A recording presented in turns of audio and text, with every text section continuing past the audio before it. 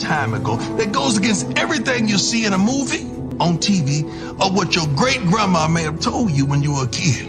See, dreams don't happen overnight. That ain't how it works. See, they come to you in the daylight. You got to be awake. Cause baby, you got to run dreams down. See, that chase is where we learn the most about ourselves. To take that extra step, that extra mile, that extra rep. Now look here. You don't never know how long it's gonna take or exactly what it'll look like when you get there. The only thing you know is you can never stop. So, question time.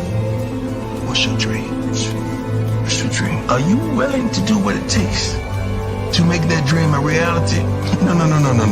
See, not while you're sleeping, but every darn day you wake up. Because if it does,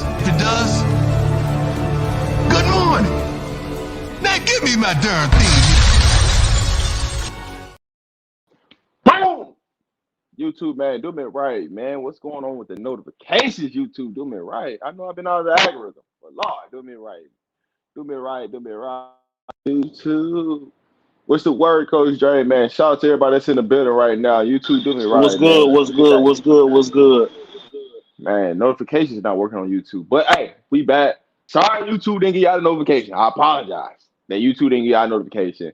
The stream, it's been up for a while, so I don't understand why the link never got sent out to you guys, why y'all didn't get the notification. But we live.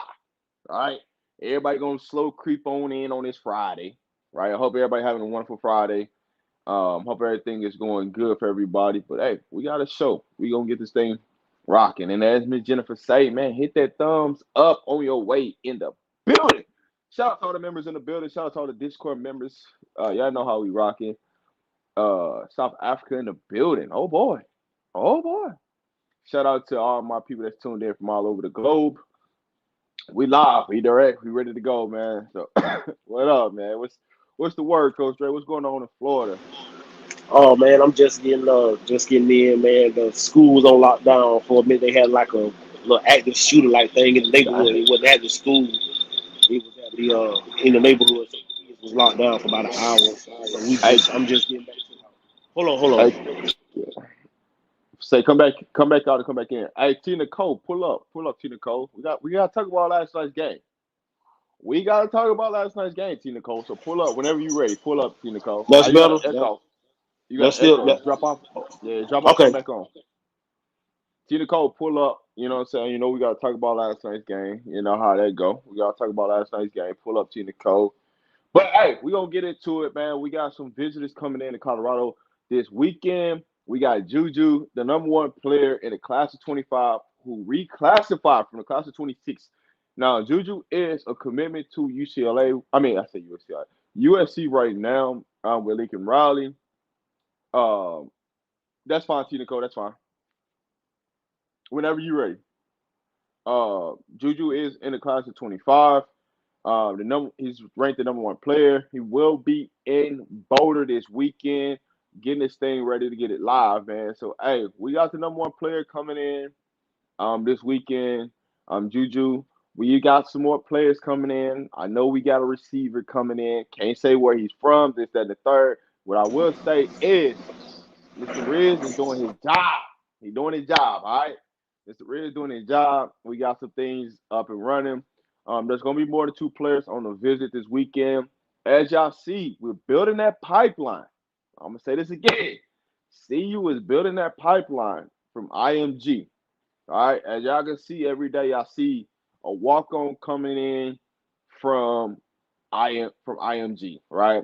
And so a lot of people want to know what's the difference between a walk-on and what's the difference between a preferred walk-on. You got me, bro? Yeah, I'm there. Oh, so listen. So sometimes, guys, I don't think people see it. Some of them kids, they post their offers, and it might say I'm a PWO, which means I'm a preferred walk-on. Which a preferred walk-on means, hey, I think you're good enough, but we might not have enough scholarships to offer you a scholarship. Now, And when you get there, you get treated like the normal kids. You still get the perks and all these other stuff that maybe the kids that's walk-ons that are just normal kids that come to the school, they pay their tuition, and they just want to be part of the football team. They come, they don't get the same kind of treatment that maybe the preferred walk-ons get. The preferred walk-on, he might have a chance to play. That walk-on kid, 9 times out of 10, the goodest he gonna get is a practice player. Now, every now and then you find a kid that can make it happen, but if you're not a preferred walk-on, 9 times out of 10, you're not going to play. So that's the difference. A preferred walk-on is the coach did come and meet with you, he recruited you. They just might have didn't the numbers don't add up, but you might end up them the kind of kids like I think Charlie Offerdall, for instance. I think he's a preferred walk-on, and so that's why Coach Prime keeps hitting at him getting a scholarship because I probably can get it. You know, your junior senior year, we probably end up can give you a scholarship. But here's another thing, guys. A kid like Charlie Offerdall, he probably still not getting in debt to go to school because he probably has the academics for Colorado to get all the academic money. He's probably getting all the academic money. So I know down here in Florida we have the Bright Futures, and it'll pay for everything if you get that Bright Future scholarship. Here in Florida, you can go to any university and it'll pay for everything. All right, Go ahead, Rob. Charlie off the ain't paying for nothing, man. He got that NIL money. He good. All right, but what up, Coach K? What up, Tina Cole? Hey, All right, Tina Cole, what's up? you told us about TNT. They won by 7. Yeah, but it went. But you come on, don't act like the game like it was like that. Like we Nah, know LSU should. that might be. I mean, granted, we only 26 days in, but that was like game of the year. They did their thing last night. They did. I was very impressed. Like I said, I really watched to see if Colorado girls can play with both teams. I feel good about our chances to beat neither one of those girls basketball teams because LSU don't got no bench, and And they that don't, big like I girl. said yesterday, they don't know how to play together. They still trying to figure But that out. yeah, they trying to figure it out. But Van Lit gotta go sit down somewhere. She Who? do. I'm just being honest with you, Tina Cole. She you gotta talking go about sit Haley? down somewhere. You said Haley? Yeah, Yeah. she gotta go sit down somewhere. She should have stayed at Louisville. I'm gonna say this: like LSU dominated that game for about 3.5 quarters, and then South hmm Carolina Deb just took over that game. They Now No, without they LSU they had the right game plan. yeah, They hit them in the mouth early, and honestly, I think it was a bit overwhelming for South Carolina because they are a new group. Granted, they do have Don Staley, but most of yeah, them are new and young. So I think LSU definitely threw the first punch, and then the crowd played into that for them. But once South Carolina was able to get settled, it was on and popping after that. no, like, no, Tina Cole. If Van Lent hold the ball at the end of the second going into halftime and LSU get the last shot, if she don't shoot the ball and let South Carolina get the ball and go back down there and score right before halftime, I think LSU go in the half feeling a lot better than they feel. South Carolina hit that shot going in, and they came back out third quarter and start hitting people in the Yeah, mouth. that's why I said they took the punch in the mouth and they gathered themselves, and once they was able to get themselves going, that momentum going into the half, I knew that was going to play into South Carolina's part. I'll say this: the one thing I love about last night's game is they refereed that game like it's a Final Four game. They Yeah, let them girls go out there and play. It wasn't a ticky tack calls been foul. Hey, listen, if you wasn't ready to play, hey, go sit on the bench because that was one of them games where they allowed them girls to play. They they came allowed quality ready. That basketball. was Yeah, that was a really good game on both sides. Angel and Cardoso, they was going at it in the I paint. like It that. was a really Yeah, good game. I like the trash talk between them two. I love that. Yeah, I but can't wait to see that again. Angel gotta calm down some though, because if she get in foul trouble, they can't win. But to Because be honest, two they of don't those got no fouls bench. that she got was on Haley. Two of Yeah, those fouls was Haley fault. yeah. That's why she need to go sit down somewhere. But they trying to make her the point guard. And at this They don't point, like have I said, she don't the she don't offense know got what her role the, is. the offense got to go through Flo J. It got to go But through but Fly J. The offense got to run through Fly J. It just got but to. but see, here's what LSU lost today, right? They kicked off their starting point guard for Haley. They should have never did that. They should have left their starting point guard alone, but they got into it because they're trying to run everything through Haley. This is what you And get. you know what the problem is? What it was is that Kim Mulkey sees her old self in Haley, Yeah, so she's trying to yeah, recreate that. yep, And it's like she's just not a good fit for what they're trying to do. And it's too many of them. They're dominant players. So all of them trying to be the star, they it won't work. It won't yeah. work. Who Well, they need neither one somebody of to them be got a Point Guard bench. more. Yeah, neither one of them got no bench. When that starting five, they might have a 6-man rotation, but after that, boy, everybody looking sick. And I think Colorado got at least a good 8-man rotation, and I don't think neither team got a point guard that can check Colorado point guard. So I like our chance at the net. Yeah, Sherrod. I would say out of the point guard positions, at least Sherrod, I would go with her. Out of if you were to pick between those three, I would take her. Um, but it always deals with like luck too when it comes to the tournament time. But I can't wait to see LSU and South Carolina go again. That was a real good Well, game. we'll see it in we'll probably see it in the SEC tournament, right? Or do they Yeah, got to play each other yeah, again? I think they got to Okay. play one more time, then the SEC tournament. In Oh South yeah. no, They Carolina, no, they play got to. again. They no, I think they it's play SEC in South tournament. Carolina Yeah, now. yeah, yeah, Okay. And then the tournament. yep. Okay, so we That, probably it's a chance to see them twice there's again. a possibility to see them 3 times. Three You got, times yeah, you before got South if they see Carolina. each other in a tournament too. So Yeah, yeah. you never know. They just got to get there.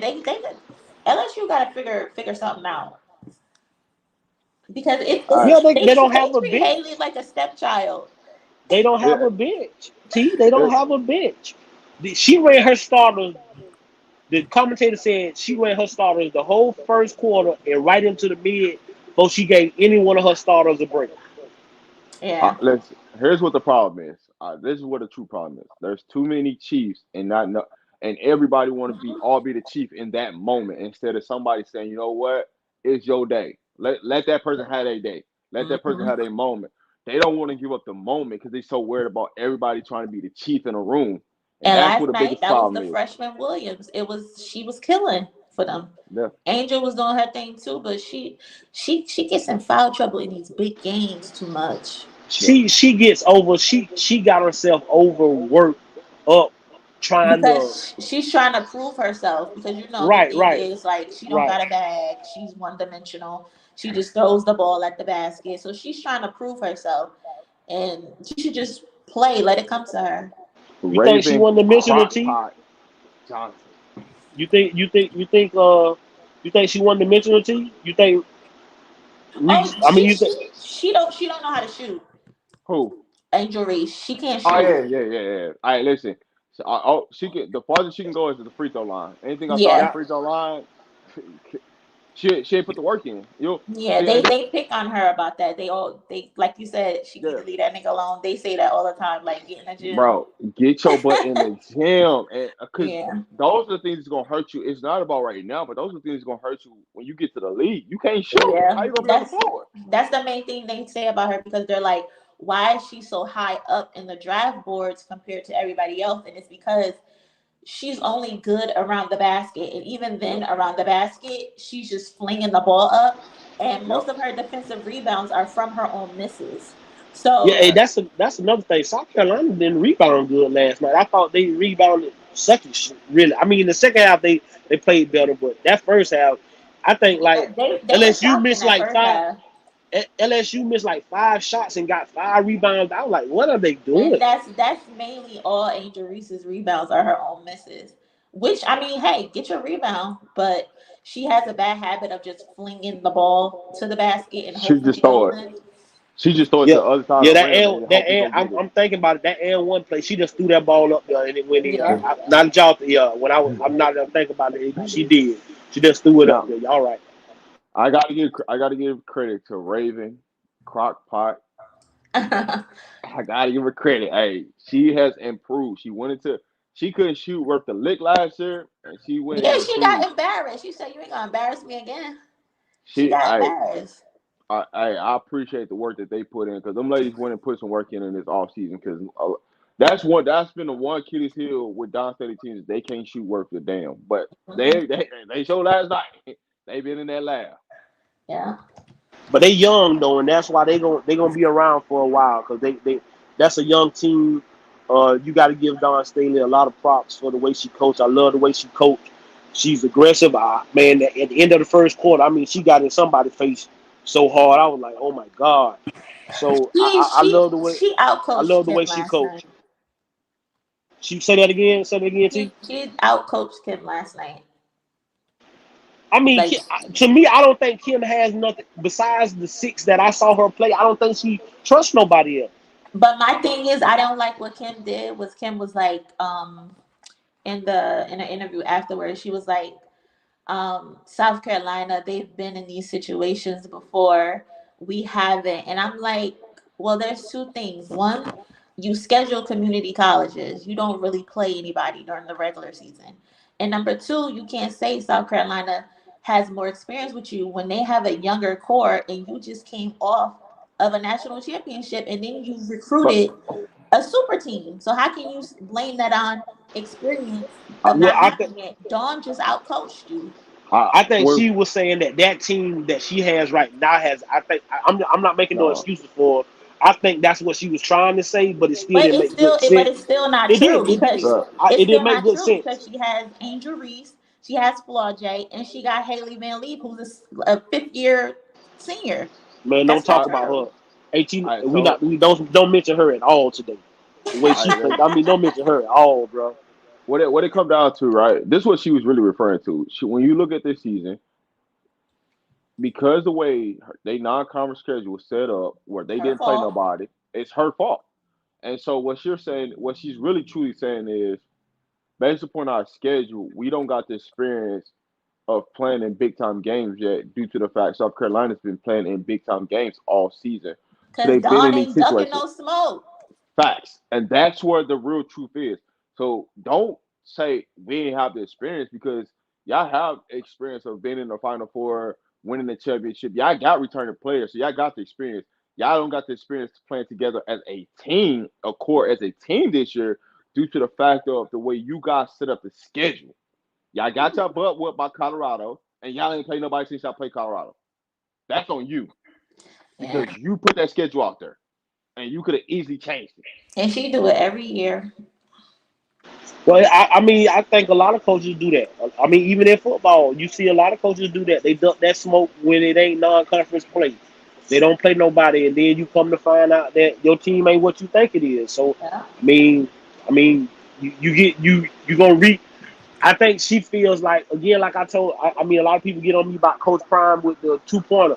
I think she just feel like that's the way she been doing it. So she gonna keep doing it her way. I won the national championship doing it my way, so I'm gonna do it my way. Well, last night it showed that way might not work. Yeah, especially too, because I'm still on the fact that luck was on your side. That's the why you won last year. Granted, you won, but you guys got lucky.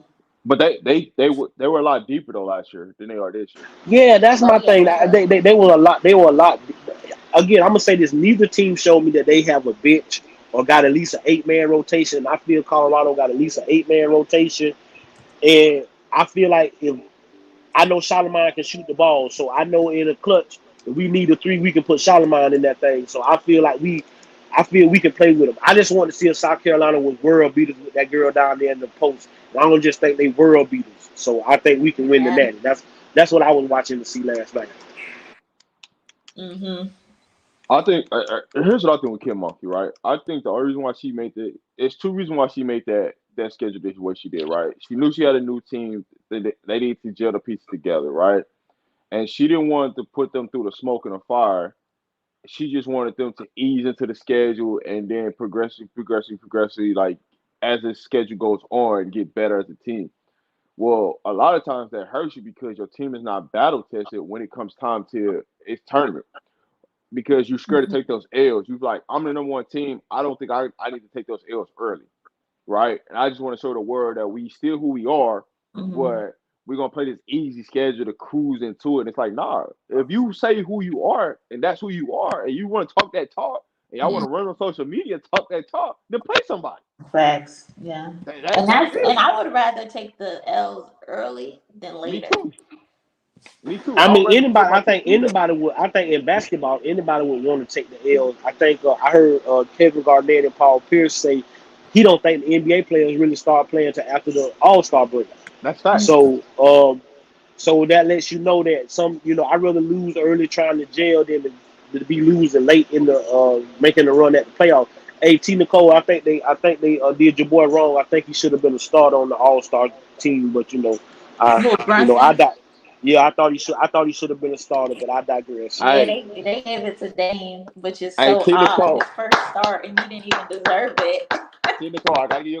Hey, they showed up last night. Hey, I gotta give you. They showed up last night.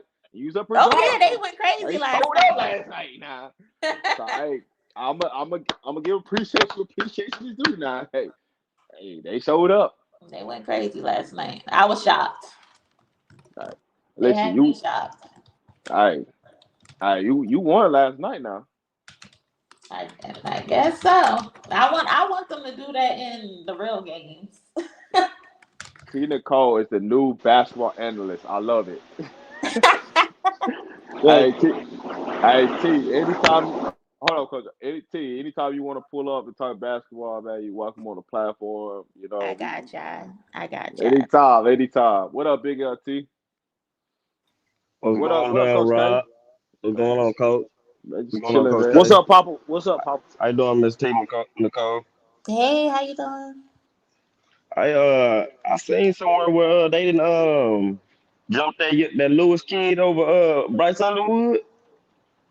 Yeah, Juju. Yeah, he's the number one player, number one Dang, quarterback. that's wild, man. He reclassified for the class of 26 to the class of 25, and he'll be in Boulder this weekend on a visit. And I guess they do got like around the same similar stats. I'm guessing they put him up over there because his competition a little bit more stiffer than Underwood, huh? I don't know. I think they both. I think it's about even, but I just think they think he's a little more polished than Bryce. I don't Uh, think so, but I just think they think he's a little more polished than Bryce. Coach K, what's the word, man? Yo, y'all talking about Juju? Yeah. Yeah, Yo, it's funny because they regard him as the best player in the country, regardless of class. And there's only like a couple other players that like warranted that title when they were in high school. I remember uh Thibodeau, the dude on the Giants. I remember when he was in high school, they were like, "Yo, he's the best player in the country," regardless of class. Juju, he plays in. I'm pretty sure he plays 7A in Georgia, right? So that's probably, a big factor to why they, decided to give him the nod over Bryce. Hey, they gave it to him, man. He's there, man. How y'all feel about it? Chat. How y'all feel about the number one player visiting this weekend? I mean, at the end of the day, guys, it's just about production. He gonna be in the building this weekend. I think he likes Pat Shermer's offense. Uh, if he commits, we know what that comes with. It comes with a year round. Ain't nobody gonna stop him trying to get him. The only thing I will tell you guys is for him to jump up in the 25 class means he feels like he's trying to go.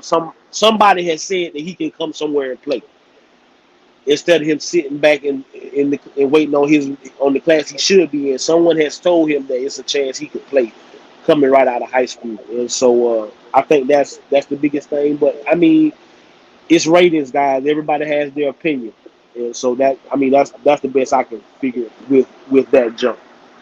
if that somebody was Coach Prime, I'm with it. Especially if he's the number one quarterback and he good as they say he is. And he's still a baby. That boy, he's 6'1" now. He can by the time he 18, 19, he mess around be 6'2", 6'3". You know what I mean? And All right, so I'm pretty sure there'll be a little jealousy in there because he gonna be up there Colorado. Well, you know the hate coming. You know that. Don't worry about that. all right, so here's my thing about it, right? No matter if he commits to Colorado or if he don't, it's gonna be talked about, right? Um, he commits to Colorado, that's a huge stepping stone for Colorado and building this class for 25, right? Because when you look at it, majority of your key players, your top tier players are leaving this year, right? So you got to get your quarterback to say who is going to stabilize this offense for next year. Who are we looking at for that next guy after Shador, right? We know we got two backup quarterbacks on the roster right now, but who truly is like that top recruit that's gonna come in that could change the program? And so when I look at Juju, my main thing about this weekend is what is Jordan Seaton? How does he play in this picture, right? Will Jordan Seaton be around his quarterback this whole weekend? Is he gonna build that relationship to know, hey, this is your booking left tackle right here. You gonna come in and that's yes, because Juju can help recruit your class, but how much are you gonna put it all into this basket of trying to get Juju in a sense, right? Um, for me, it don't matter if we get Juju or not. But it's going to be a big deal regardless if he say he commits to Colorado. Two things going to play in it. He commits to Colorado. I'm telling y'all this right now. He commits to Colorado. Y'all know everybody in America is going to start throwing money at this kid so he does not come to Colorado. I don't care how you want to slice it, how you want to dice it, how you want to look Facts, at this. Rob. This is what's going to happen. So it's like, do you really get super hype about Juju committing to Colorado? Because guess what? You got a 1 year to get this man signed to paper. You got a full year to get him signed to paper in December, to get him on campus in January. And every single person that's at a university like a Georgia or Alabama, Ohio State, Miami, they're going to throw money at this kid to get him. So how much can you really put into him coming to Colorado? That's None. You my can't. thing. You can't put no stock into it because that's the name of the game right now. Uh, we just have to sit around and hope that he's a man of his word. If he's not, again, we won't get upset. I like the two backups that we have, so I wouldn't be upset to get a kid the caliber of Juju, or if we could get Underwood, I would be happy. But again, right now, as it sits, I'm happy with our backups, and I'm not, like I said, I'm not putting my stock into a kid saying he's coming or not right now, especially when you got all these cats that can throw this money at him, and that's what Yeah, they gonna do.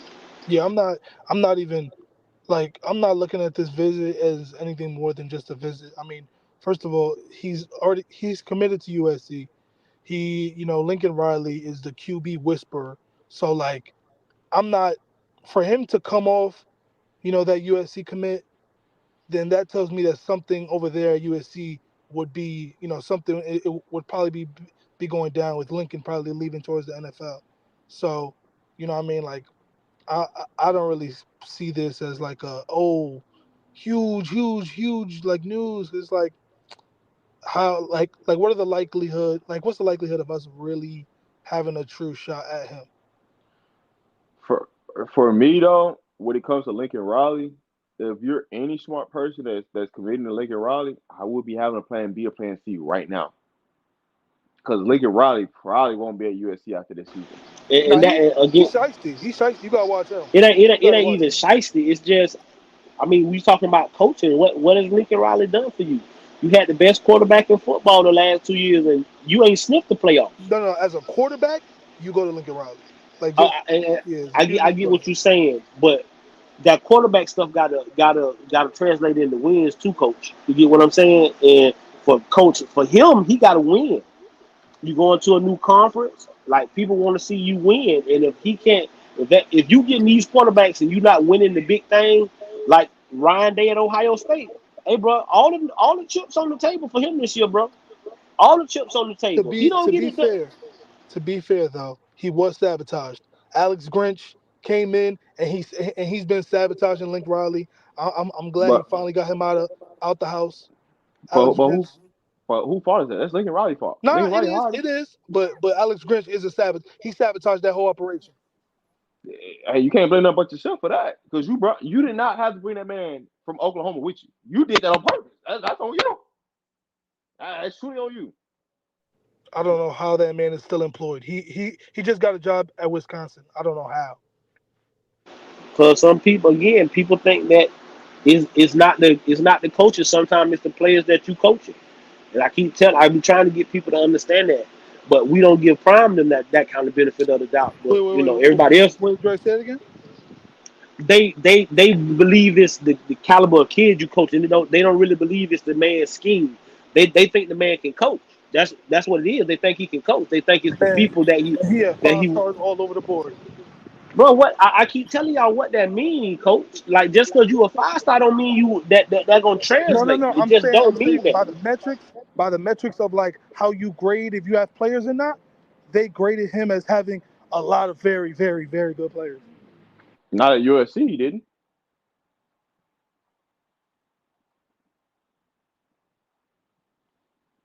USC, he did not have a lot of good players on defense. I don't care how you want to look at that. I mean, again, guys, I'm just not grading kids off. Again, I've been to many camps and I've seen 5 stars get out there and start getting handled, and they'll take those 5 stars out of the camp so they don't get embarrassed, bro. Like I'm telling y'all, sometimes people get wrapped up in these stars and this, that, and the third. You got to get there and show me that you can do this on the next level. And so that's why I hear why people. I give people credence when they say, "Hey, we want to see Seaton do what he did in high school." I think he's going to be good, but people want to see it, and I never get mad when people say they just want to see it. Wait, Rob, you said USC never had what? My fault. They didn't have a lot of good talent on defense. Now, I will say in certain areas they did have talent. Like on their defensive line, they had talent. They linebackers, it wasn't as talented as people think. Now they did have one good safety, that number 7, Warlock. You put him, you can. Hey, he's an NFL player. But outside of that, they ain't really have too much talent on that defense. Nah, bro. I'm listen, because we could talk about this all day. I'm not gonna get into how the players were out of position all the time. Like it was a lot bad with the schemes. It, it was just a lot with Alex Grinch, and they got I'm not a fan. I'm not a fan of him, so I don't really care for him. I'm gonna be honest with you. I just really don't. He should have never came from Oklahoma to USC. That's just my opinion on that. But who am I? We just some nobodies. somebody says Kyle Shanahan a genius for overusing his injury-prone running back. Oh man, first of all, man, put some respect on Christian McCaffrey. That's the best running back in the league right now. When healthy, because the biggest when McCarthy is healthy, yes, he's probably the best running back in the league. But he's like Saquon. He can't stay healthy. Can't stay healthy.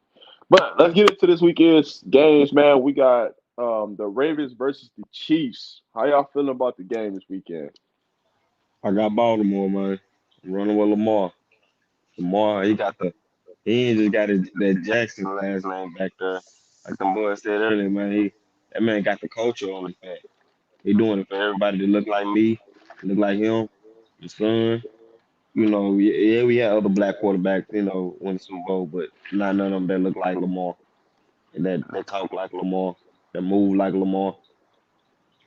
Going with Lamar, Baltimore, and it's in a surprise blowout. I think they've been blowing like why they've been blowing everybody else out. It ain't too far fetched for me to think that they won't blow Kansas City out, man. That defense for real. I got Lamar and them winning I get 37 uh 37-17. Damn. I mean, that's gonna be a good game though. But man, I I gotta see it, man. I gotta see somebody be able to knock out Mahomes, because the only person in the playoffs to knock Mahomes out, the last person to knock him out, I'm pretty sure was Brady, bro. So I gotta see it. I gotta see it because he keep having his way in the playoffs. Damn, man.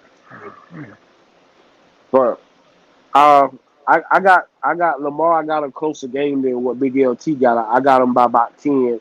Um, like I say, you got up. you got to think right now that Patrick Mahomes, he gonna try to pull it out. But I, like you say, I gotta rock with Lamar. I mean, this is time. This is year. I mean, MVP and everything. He's done everything right. I just like the way he plays the game of football, and he's never wavered in the way he plays. So, and this year I think it's his year. So, I got him and OBJ going to the Super Bowl. God damn it, Mizzou. That boy Odell, he keep finding his way just on teams that just are in the right position. Damn, Mizzou just hired the defensive coordinator I want to Colorado to hire. well, but I got I'm taking the Ravens this weekend. Over the Chiefs.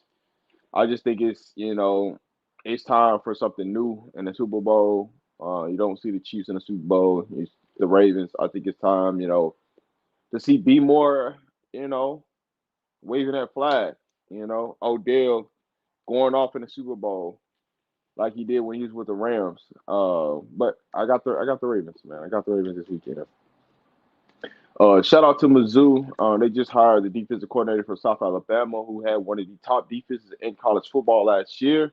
The head coach went to Alabama. The defensive coordinator went to Mizzou. So that should be interesting when Alabama plays each other. The two defensive coordinators, both from South Alabama. But that's who I wanted as the coordinator for Colorado, but he ended up picking Mizzou over Colorado. But it is what it is. Let's get into game number 2. This is the one that's going to be interesting. We got the Detroit Lions versus San Francisco 49ers, man. Who y'all got? Let me know your thoughts.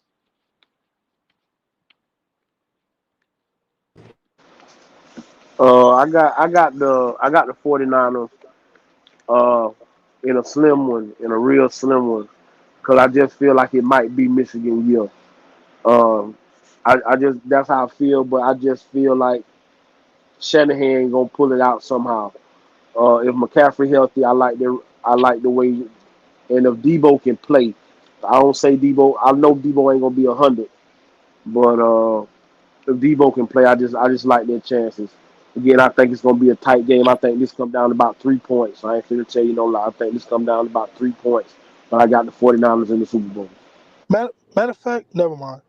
I ain't even gonna say the 49ers because for some reason something always happens to them. I don't know why. I feel like they might be cursed. Whenever they get this close, something always happens to them. I, I, Matter of fact, yeah. I'm gonna just say Detroit because I want to see I want to see Detroit and Baltimore in the Super Bowl. That's gonna be crazy. That'd be Yeah, fun. I got Detroit Ve- as well, Vegas man. Vegas gonna look like Atlanta. Yeah, I got Detroit as well, man, and I think it's gonna be do wonders for the city of Detroit, man. They deserve it. 25 years of trash like the Cowboys, and then they ain't never been to a Super Bowl at that. You know what I'm talking about? I would love to make Super Bowl long as Baltimore still beat them in it. You know what I mean? And I like they got man they got a hell of some weapons over there in Detroit, man. Gibbs, Williams, St. Brown. Them running back, man, both of them running backs almost got 1,000 yards, man. Them boys told that rock over there, man. But yeah, Fact, I got fact. Detroit with the Both the upset. teams both the teams kind of like look alike. Like if you like Yeah. They do, if you And look they at how and the do. teams are hopefully made, and hopefully James Houston they win so James Houston get an opportunity to get that ring. Yeah, and that's what I was finna say, Big LT. Detroit because of Houston. I mean, I would love for him to make it just because I want a kid from that prime from one of these prime teams to get to the Super Bowl, and so people can stop saying that he can't produce and stuff of that nature. Which I know people gonna find a reason to say he didn't do that. But y'all remember that Coach Prime moved James Houston from here. James Houston wanted to play middle linebacker. You can go back and watch it on YouTube if you want to, his that first season at Jackson, that first full fall season. And James Houston spewed him down that he was the best middle linebacker on their team. So when people say this man can't evaluate talent and can't coach, just go look at this document. My heart tells me to take the +7 for Detroit. The script says San Francisco's gonna win. oh no, not the script. You talking about the colors? You I'm not even gonna get into all that. The script says the 49ers gonna win. But my heart of hearts, just it's a toss up. It's a toss up. 7 points are a lot of points to cover in the NFL playoffs. I don't think this game is going to be a 7 point game. I think it's going to be a field goal or less game. I'm still torn on who to take, but I'm going to go with the 49ers in this one. I'm wearing a San Francisco hat. I'm going to roll with the 49ers just because I think something fluky is going to happen in this game that ain't supposed to happen. That always happens in the NFL when it comes to the NFC side. Something fluky always happens in the championship games. gotta remember though, Rob, and MCDC playing with house money. He play the Lions. Listen, Nobody expect them to be here. He playing with house money. They out there just biting ankles and just having fun and playing ball. Shanahan, people are gonna start be like, hold on now, like what's going on? Why can't you get over this hump? And what he gonna feel that what? pressure. Yeah. I truly want Detroit versus Baltimore in the championship game because I want to see, two blue collar cities playing for the championship. But I'm rolling with the 49ers. Man, listen, man, I'm gonna be out there in Vegas. I'm gonna be at Circa during the Super Bowl. If it's Detroit and Baltimore, bro, what you gonna see? Fur mink coats. You gonna see buffs out there, bro. That's gonna be the man. Uh, Y'all know it. uh, Y'all know what I'm getting at. I got but you. We got you. yeah.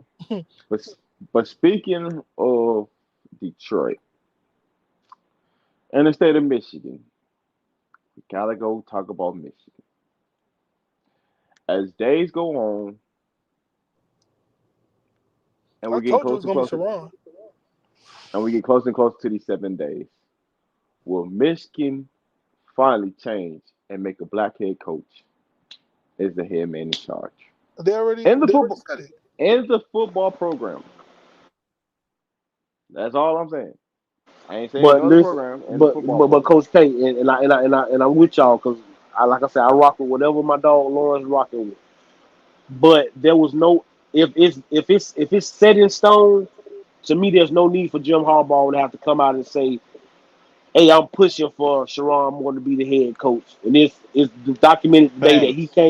that he came out and had to say, "Hey, I'm pushing for them to make sure that Sharon Moore is the head coach." And And if there that shouldn't be no looking and if around. and if that ain't the case, if that's the case, like what we thinking is, hey, we just gonna hire Sharon Moore. There's no need for Harbaugh to come out and have to say anything. So that's the thing that got me kind of up in the air a little bit, Coach K. I mean, I'm rocking with it because that's what my dog Lawrence say, and I ride with my dog. But I that kind of make me wonder. And then I think on three or somebody they put out a poll about 5 top candidates. While we talking about candidates, this should be Cause open them and folk shut don't case. coach. Cause we all know them folk don't want that man is at their To, head coach. They to don't want be to see that fair, on their sideline, man. to be fair, you know why I think Sharon Moore has some leverage here, because I saw that someone said, one of these reporters, that this job isn't as lucrative or as enticing as some people would think it is because of the NCAA not handing out the Man, citations, bull whatever. crap, bro. That's just a But distraction. That's but just a but look, distraction. You but know, I'm look, gonna tell you why them I know them folk don't want that man up there, man. Because they don't want them on three and them recruiters and all that, man. They don't want to be going looking in that black man face and talking to him. Just like they don't want to be looking in prime face talking. You know well, another reason well, why? Because look at all the action and all the transfer portal stuff they doing up there, Brown doing up there in Syracuse. They ain't saying nothing about it. They ain't listen, saying nothing about this, what that this man up there is doing in this Syracuse, is a man. mute point because they're Oh, gonna hire all right. Sharon Moore. They're gonna hire him because if they Hey, don't, hey, everything's Coach gonna go K. up in smoke. Let me just say this, man.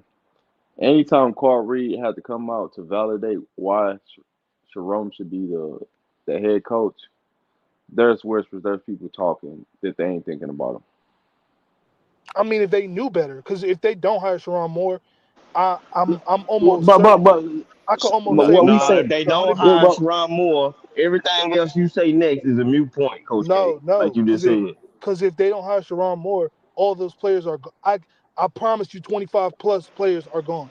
And No then Well, doubt. that's it's We then it's we mute. we Then ain't it's a even mute. Then it's a mute we point don't because I we just don't told you they not disagree. going. He not going up there. no, I mean, bro. he has they. You are correct. If they don't, this is the kind of hire that sets your program back 5 to 10 years. If they don't hire him, so I It get what you're could or it saying. couldn't. It could, it should, it will. If they don't hire Sharon Moore, it will set their program back because you already graduating a lot of kids, and now Sharon Moore is the only person that could. Yeah, there go Lawrence right there. Tell him to come on up here. That you could keep these people intrigued with this because you're already losing a lot of kids. So again, the only thing that scares me is that I don't understand why Harbaugh had to come out and say anything. I understood when somebody came out. I got worried, and I told Lawrence, I said, "Bro, why y'all gotta wait 7 days?" And then Lawrence told me, "Oh, it's a state law, bro. We gotta wait 7 days as a state law." I said, "Oh, okay." But then today, when Harbaugh had to come out and say he pushing for them to be, I, I just like I say, bro. Man, Good, listen, Coach y'all Dre. It's overthinking it. good. I hope Y'all they overthinking it. I if promise. they don't hire, if they do hire him, because if they, I mean, I want the brother to get the job, but obviously they don't want that man on their sideline really calling plays. Then two, it good. Then I hope they grab Kelly. That way we can dumpster dive on LSU roster and Michigan roster. What the hell are both of them? Man, listen, man. Y'all gotta relax, man. Sharon Moore is gonna be the next coach. They just There go my doing, brother. yeah. Lawrence, They go ahead just and give us. Lawrence, go and tell us what's going on up the way now. I just want to know why Harbaugh had to come out and say that. Was that just some PR stuff, or why, or it's a reason for that? So Harbaugh gave his endorsement publicly and formally today because today was his scheduled goodbye or walkout meeting, if you will, with the team. So it was scheduled for him to talk to the team now that he accepted the Chargers job. And he used that platform to publicly endorse Sharon Moore as the next head coach. That's why he did it. So I guess you yes, could say sir. it was a PR thing, but I wouldn't read too much into it in that it's not a done deal or he's like, it's a formality at this point.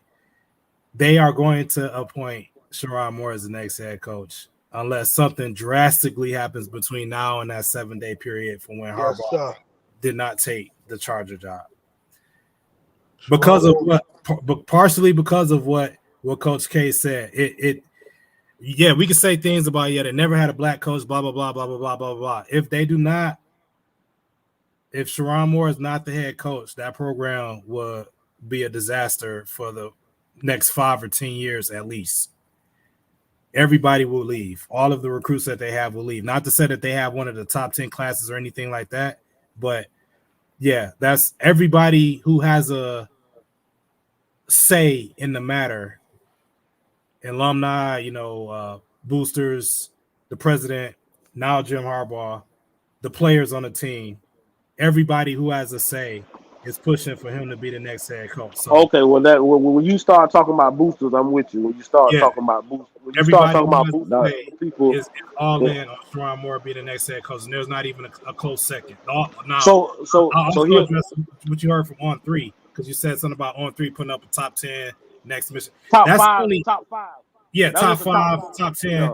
On Three has been pushing this narrative for the last 3 months that Brian Kelly is gonna take the job and come up here pretty much for the sole purpose of bringing Bryce Underwood or keeping Bryce Underwood in Michigan. That's why they've been pushing that narrative. Nobody that has a say in the matter has said anything about Brian Kelly being a viable candidate for the job. So let me ask you another question. I meant to ask you that day was, do they have to interview anybody else, or they just have to wait the 7 days? I think they just have to wait the 7 days. I haven't heard anything that they No. have to interview anybody like the Rooney Rule in the NFL or anything like that. I think it's that formality that 7 day because he vacated the job, so it has to be posted for 7 days. That's the whole thing right there. The So job so has to so, be posted for It's on 7 Indeed. days. so It's on did Indeed the if y'all clock want to hold go on? apply. Did the clock start today? Did the clock start today when he formally announced it, or when did the clock start? The clock started when he signed a contract and That's let what him I'm asking. know on Yeah. Monday. Yeah. So the On other Monday. night, so whenever he signed the I'm sorry. contract, That was That was Tuesday, right? Tuesday, yes Yeah. sir. Yeah. So that's when it started. When he resigned from the position. 7 days from there, the job has to be posted, and then they can appoint someone to it. So by next Wednesday, we should be hearing. Absolutely. I'm just asking. Yeah, I would say that whenever that 7 day clock is up, he should be appointed as the head coach because the president did come out, the athletic director, after Jim Harbaugh announced his decision to go to the Chargers. He put out a statement as well saying, "Yeah, we're gonna pretty much expedite this process as fast as we can to retain all of the players on the roster and make sure that we have as much as continuity going forward as we can." He pretty much said, He pretty much said it without saying it. Harbaugh gone, we gonna try to keep this band together as much as we can, meaning that Sherrone Moore's gonna be the head coach without saying those words. So Yeah, I would think what all We just don't want to FAMU the defensive coordinator. What? And Hey, Lawrence, I thought that's all I was going to ask Lawrence. Lawrence, what all coaches are leaving with Harbaugh? so. His son is a special teams coach, Jay Harbaugh. He's leaving. He's going to the Chargers with him, and then he's also taking the mentor, the defense coordinator, with him as well. So those are the only two for sure that are leaving. They I want to say that they had a usually Harbaugh has co-offensive and co-defense coordinator. So I think whoever had that co-defense coordinator just step up and be Sherrone Moore's, full defense coordinator, and then he maybe elevate another one up to like the defensive coordinator in case, because he does that in case one of the coordinators leaves. He has someone to step right into that role. So it wouldn't be that much of a loss, even though Mike Minter was a pretty good defensive coordinator this year, probably one of the best in college football this season, obviously from what we saw in the playoffs and in the regular season altogether. But yeah, those are the two coaches that are going with Harbaugh confirmed thus far. His son, who coached special teams, and the defensive coordinator, Mike Minter. All right, y'all have it, man. We had to talk about it, Absolutely. Yeah. We just don't want another FAMU. We just don't want another FAMU debacle. Listen, I had to put a spin on it because like we got some coaches putting their name in the hat, so I just want to make sure people they hired a man. Thumbs up. You know what I'm saying? Thumbs up, back looking cartwheel. If they don't, we coming for the roster, man. Oh yeah. I mean, me personally, if I'm an opposing head coach, I'm coming for the best players that still remain on the roster, regardless. I'm kicking the tires to see, hey, Harbaugh not there no more. You want a natty? You want to finish out, help us, elevate us? I mean, like I said, there are 4 players on the roster right now. Everyone else is going to be unproven. They have some decent underclassmen that may be worthwhile, but there are 4 players on that roster I would go for if I'm any coach in America, and that's offensively there too. Donovan Edwards, running back, who's a future pro, and the tight end, Loveland. He's a future pro as well, probably a first or second round pick. I would definitely kick the tires on either one of those on the offensive side of the ball. And defensively, Mason Graham, defensive tackle, he's probably a future first round pick. And then Will Johnson, their cornerback, who's also probably a future first round pick as well. I'm gauging their interest regardless if I'm opposing coach, whether they retain Sherrone Moore or not, just to see if they're interested. I mean, yeah. This has always been my take. I want to see him as a head coach. I just don't know if Michigan gonna do it. That's always been my take. You know what I'm saying? Prove to me something different that y'all showed me from the past, right? But I mean, I expect the announcement to by February 1st. There should be an announcement of who the next head coach is. Y'all shouldn't be. If y'all say y'all want to expedite this process, y'all shouldn't be entertaining nobody. I don't want to hear no reports. I don't want to see the AD flying nowhere. Go talk to this person, that person, gave you some interest. None of that. Just leave it alone. Let him go out and get whoever he wants on his coaching staff and keep it moving. I agree. And that seems to be the sentiment here again from the players, from the boosters, from the alumni, former players, Jim Harbaugh himself. Everyone agrees that there shouldn't even be, without a doubt, Sherrone Moore should be the next head coach of the team. So we'll see. Like we have to wait that 7-day period for it to be posted, but we'll see what happens in the next 3 or 4 days. Okay, now let's play devil's advocate. Let's say you do get the job. Y'all losing a lot. So how long do they give him before they, you get what I'm saying? Before they Yeah, I say got he need to be he back in the title contention. What I would say to that, Coach Dre, is that even if you look at the last 3 or 4 classes, recruiting cycles with Jim Harbaugh, Michigan traditionally hasn't recruited towards the top. They haven't been in the top 10 class, even with this team that won. They pretty much got right in the middle of the pack, maybe like a top 20 class. They develop their players, and then they go out to the portal and pluck seniors to fill in gaps to say, okay, we stout, but we need a right corner. We need a safety. We need a offensive guard, offensive tackle, and plug and play. And that's what you got the end result in a national title team right here with mostly seniors, a few transfers here and there, and develop players that's been in the program 3 or 4 years. So with that being said, they are losing a lot this cycle to the NFL, to graduation. I counted myself 16 starters combined on both sides of the ball that they'll be down. So it's going to be a rebuild. Whether Jim Harbaugh was going to come back, it was going to be a rebuild this season, which is why I've said this so many times. I think Ohio State is the favorite and a national title favorite, as we see on paper, and just what Michigan is losing as well. So I would say that they should give him about, would and should are two different things. I realize that, but I think he'll have his just due, his fair shot to turn the program back around to a national title contender within 2 or 3 years. I think it's going to now, Lawrence, I gotta say something to you before you finish. Now, I'm gonna let you finish, but I just can't believe you said that word. That's all I'm gonna say. Which one? I just can't believe you said Ohio State. Contenders. I just can't believe you said Ohio State. And listen, To be fair, bro, been saying that since they won.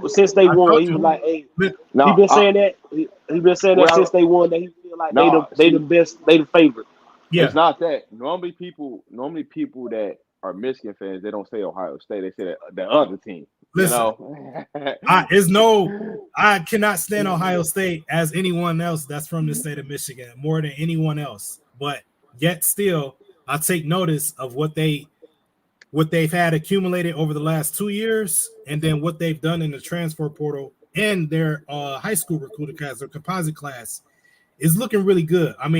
Honestly, and then you throw Caleb Downs and Julian Sand on top of that as well, and they already had a stacked class coming in 24. So, and then their 20 class was also good, and their 22 class was also good. And if you look and see what they lost in the portal, they had about 20 players hit the portal. Those players didn't play. Over there, man. So they are dangerous on paper. Now, I will say what everyone else has been saying. I know you said this, Coach Dre, as well. If he don't get it done with this talent, he gotta go. You got to get to the playoff with this talent, especially with 12 teams being in there. You have to get to the playoff, and honestly, in my opinion, you have to win the Big Ten, at least, and be a playoff contender with this talent, because they have 5 stars up and down the board. There will be no excuse. Talent for talent, I think they're going to be more talented than Michigan, and honestly, it may not be close, because this is going to be a rebuilding year where you're going to have a lot of underclassmen play on both sides of the ball for Michigan. Sophomores and juniors that haven't played before. So unless 2, 3, 4 of those players pop and they become all conference, Ohio State should run through the Big Ten. Everybody they play and be an actual contender. So we'll see. Lawrence, I agree with everything you said, but the favorite will always be Georgia. It just will. That I think even now, like, everything goes through Athens. So, I think they're gonna win the Big Ten and stuff like that. But in terms of the favorite to win that natty, it's probably gonna be Georgia. The thing with that, my thing with that, Coach K, is that with the expansion to 12 teams, I don't think you can have a diminutive flavor just one team like that anymore, with there being 12 teams, because now it's not going to be a Final Four where you can say, okay, yeah, this one team just stands out compared to these other three. So it don't matter. I don't see that. I don't see that anymore with there being 12 teams being but just so we're clear though, I hear what you're saying, but Georgia will always put foot to like a curse, but they'll always do that. Like the same thing we saw, last year, like they'll just do that to certain teams. You know what I mean? Like if the 1 seed has to play the 12 seed, that's fine. You know, they'll just get them out of the way. You know, Yeah, get them I out get of the way. that. So let's say I'm using your. So let's say they do play a 12 team, and let's say that number 12 team maybe has a 2-loss SEC team or uh, a 1-loss ACC team or whatever the case may be, and they may win that first matchup. But now it's not just winning one to get to the title game. They're going to have to win, multiple games to get there. And I just don't see that. I don't really see any team being a single diminutive favorite over everybody else. I mean, yeah, Georgia you got the number 1 class, and yeah, they got some studs coming in, which they always will. But I don't see one team right now that you can say they're head and shoulders above everybody else, because I don't see the same Georgia team that we saw 3 or 4 years ago when pretty much the entire defense was first-round picks. I don't see that from Georgia. You know what it is? You know what it is? I hear you, but I'm trying to tell you, man, that buzzsaw over there in Athens, they gonna do what it, bro. They're like a well-oiled machine at this point. But what did that well-oiled machine do this year, Coach K? Whoa, they lost 1 game. They didn't even make the playoff though, This so is you the first can't. game they lost in 2 years. But they didn't make the playoff. You say they're a well-oiled machine. They didn't even make the playoff this year. They didn't make the playoffs because of politics. Let's be You very can clear. call it what we want, bro. They didn't make the playoff this year. Hold on. And they But they really, didn't make and to it be because honest, of but they politics. didn't really. They To deserve to. lose 1 game, bro, they wouldn't even looking at that impressive. Nobody watching Ohio State, man. Hold on. The only They reason deserve the only to reason why get people watch over Ohio Texas. State is because of that Harrison kid. Other than that, nobody even looking that way. Man, listen, they deserve to get in over Texas. Man, That's over the don't nobody watch Big Ten football like that, man. Don't nobody watch that. I didn't nobody watch Michigan games all season barely. Yeah, they made it, but then when nobody really watching Big Ten football like that. I think that'll change. I think the viewership will go up with the expansion of the Big Ten, Big LT. To your point, I mean, they're adding USC, UCLA, I Washington, mean, and that could be you can be you can be right about that. But I mean, I know I'm just speaking from a experience of growing up as a youngster out here in Texas, man. That's all we do is football out here. We were not looking at Big Ten football, fam. We weren't looking for no Michigan on Saturdays. We weren't looking for no we weren't even really looking for no USCs like that. Man, we looking for the SEC and Big 12. That was it. And if we did watch Ohio State, it had to been a player that attracted us up there, like Ted Ginn. You know what I'm talking about? Or that quarterback they had up there, that big boy some years All right. back. All right, so chat, who is the best team in college football going into next season, man? Give me your top 3 teams going into next season. Hey, I listen, gotta but know, man. I heard. Go ahead. I heard you say, Sam Coach K. Houston. You said Georgia, but right now, looking at what Texas is building, and like I said, we just going by what we. I'm just going by the eye test. I ain't talking about what Georgia's doing because we know what they're gonna do. We know what Kirby a hell of a football coach. But when you look at paper and look at what they putting together and look at what Ohio State putting together, Georgia probably gonna be 1, but they gonna be 2 and 3. Don't In get me wrong. any, You say paper, man. Man, listen, I don't go off paper, man. I go off turf, and I see Georgia what they do on turf and what they do, to these teams. I got They, Texas number 1. Are we I'm going? just, I'm Go just ahead. being real, bro. I'm just being All real. right, Texas. Texas. listen. Give me your top 3 teams going into next year. Give me your top 3 teams. Texas, Georgia, the and Ohio State. no, sir. The Ohio State. I want to say LSU, man. How? Wait, what? Wait, Ellis, what? Man, LSU always stacked, bro. You gonna be they always stacked, bro. I'm They never not not even. surprised by this. They not even All gonna be right, better than Ole Miss. we'll see. I think LSU has another year before they'll be top 3. But I respect that's your top 3. Go ahead. Who next? I'll give mine. Georgia, Ohio State, and Texas.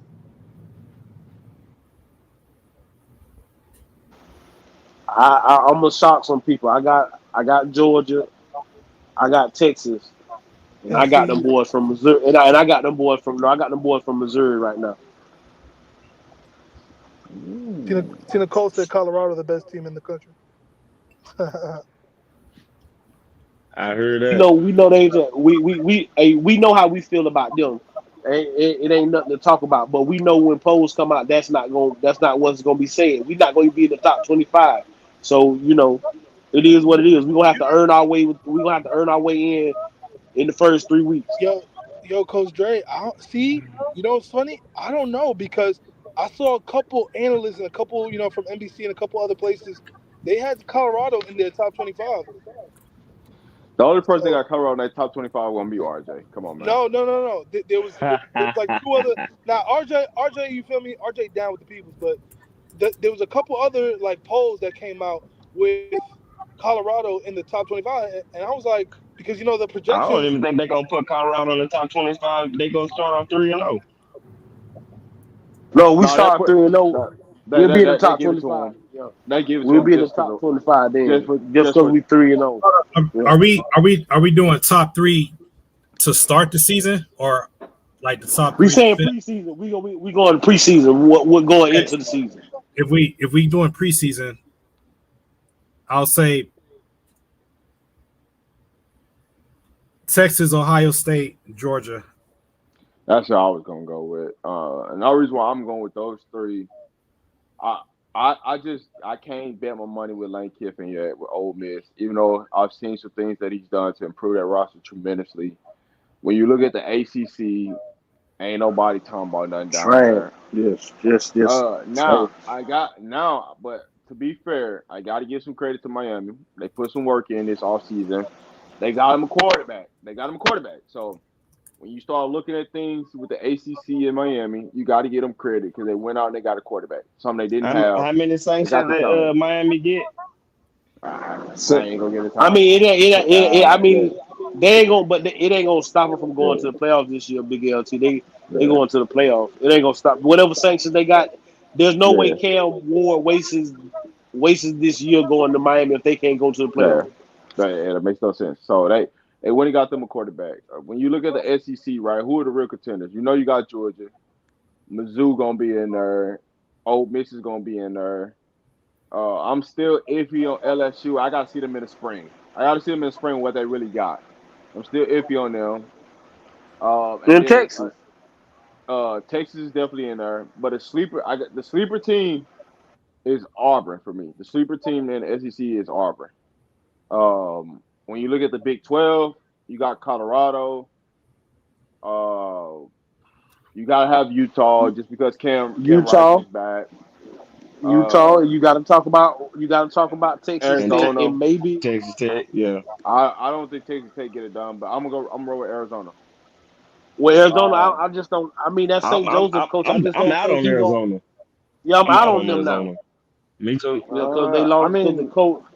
I don't the give a quarterback. damn if they still got that quarterback or that wide Listen, receiver, man. the They didn't court, the lost. court. Listen, the quarterback wide receiver still there, right? They got out. They came back, so that's the reason why I'm giving them that. Now you can't What forget they about defense looking like though, bro? They didn't lost a lot on defense. you can't. But see, here's the thing: you can't sleep on K State. That's in the Big 12. You can't, like you're in, you're out, and you can't sleep on Oklahoma State. But that's for another show. We'll go through the Big 12 and really break down teams, go through the rosters.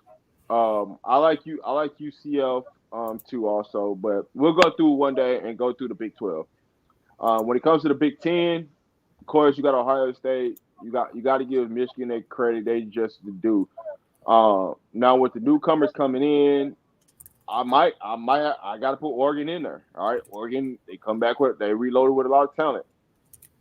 So I mean, those are my teams. But I mean, y'all can give y'all teams per league, but those are the teams that I'm really looking at in each league. But right now, my top three is going to be Ohio State, Georgia, Texas. I mean that's consensus. Probably everybody's big three right now going into the preseason, leading up into what we got going on. I don't think nobody thinks that. Again, when you look at paper, Texas right now looks like the best team on paper. with what they have compiled, them being in the Final Four this year, and bringing back and their quarterback coming back and what they got compiled. The only thing is you're going to play in the SEC. You're going to play against stiff competition every week, and can they stand up against that? That's my only concern with Texas. I mean, for them, it's going to help because they got the depth. Playing in the SEC, all they got to do is just get to the playoffs. I agree. What's everybody 12 team playoff early? Ooh, that's gonna get interesting. I think. All right, so listen, we'll do this tomorrow because I want to give everybody time, right? So tomorrow we'll go into who's everybody 12 team playoff and what So that we looks saying the like. 12. We saying the 12. So listen, fellas, but this off the top, all you pick your conference champion because they automatically get in. So Yeah. So whatever conference, you just pick your conference champion, and then what that leave five teams you got to pick besides that. nah, 4 because it's really you got the ACC, you got the Big 10, the Big 12, and the SEC. That's it. You don't got the Pac-12 no more. Pac-12 can't get in. What's that other little Dookie conference though? It's another Dookie conference. I think they said they were gonna let that one it. No, it's The only mountain, 4. the mountain, whatever. They ain't gonna let them in. I'm just Hell asking. no. Nah, man, you can't do that, dog. You can't do that, man. What That's about the C? What about the CUSA? man, come on, dog. American American Conference. What conference No, Tulane? man. What conference Tulane in? What conference American Tulane in? Conference. That's that U. That what? CUSA. Yeah, I American think they Conference. gonna let. I think they gonna let them in, bro. I think they gonna let them in, bro. Listen, we just gonna go with 4 of them. All right, the big 4. All right, that's what we're gonna do. We're gonna go with just the big 4. All right, the 12. We're gonna do a 12-team breakdown tomorrow. Or who everybody got. We're going with the top 4. All right, the ACC, So that's the so Big you got to pick the 12, the top. Big 10, and the SEC. And So and then 8 teams after that. So y'all got it, fella. yeah, You gonna say you gonna state your four conference champs, and then your 8 teams after that. Got it. come on, By man. the way, Go. Lions will beat the Ravens in the Super Bowl. I missed that segment, but I just had to throw that in there. No, I was gonna come Y'all back. gotta get past. Y'all gotta get past the 49ers one game at a time. Now let's stop trying to look to the Super Bowl, Lawrence. That's how you lose. Y'all I gotta win. said no, I didn't say beat. I said meet in the Super Bowl. Meat. Okay. So I yeah, got you. I'm Okay, taking it. okay. I'm taking it. I'm only calling one game. I'm just saying Yeah, the I'm Lions down will with win that. this weekend, and I got the Ravens winning because I didn't get my picks for those in the earlier segment. So I just want to throw that out there. That those are my picks. Ravens. I got Ravens 24-17, and then I got Lions 21-18. 21-18. Y'all gonna win by field goal. Okay, I go for that. I still got the 49ers and Diva play.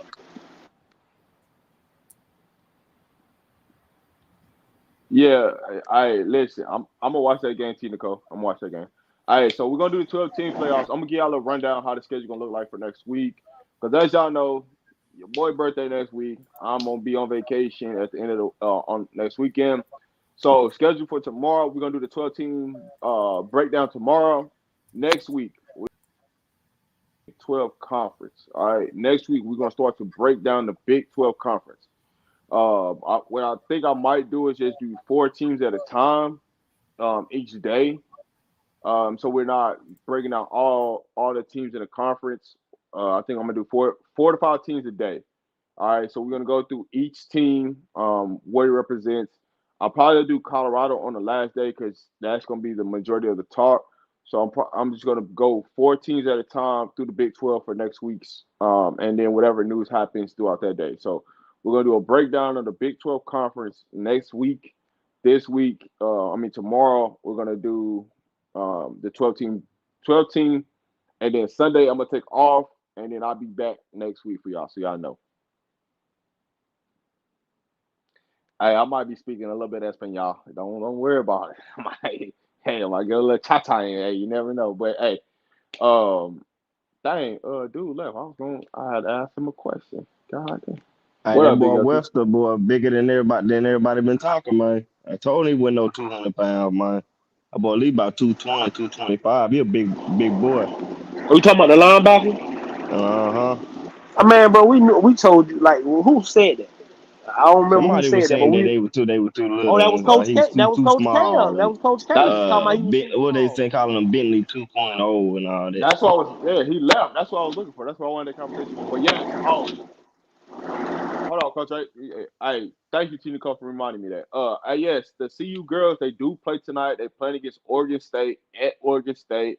It's gonna be a late game tonight. For the Colorado Buff ladies. You know, they're playing against a talented team, but I got the Bucks beat them in they home city. But we gonna find out, man. Hey, Um, and we keep telling y'all we have a legitimate chance to win the natty for the girls. We got a legitimate chance. So man, we need to really support them girls because we have a legitimate chance to win the national championship in girls basketball this year. It's not just no talk. It ain't no hype. We already beat LSU. And from what we saw last night from South Carolina, I think we can. I want to make sure they won world beaters. I think we can beat them as well. And that's crazy how Prime get up there, man, and the other athletics start to soar.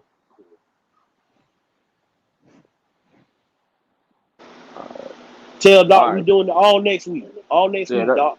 that's that's what I was gonna say. So, Monday through Thursday, we'll be doing a Big 12 conference all next week. And then I leave Thursday, so that'll be my last show and until a week and a half. So all the way Monday, Tuesday, Wednesday, Thursday, y'all will get a live from me. Set y'all notifications because I am coming live on those 4 days.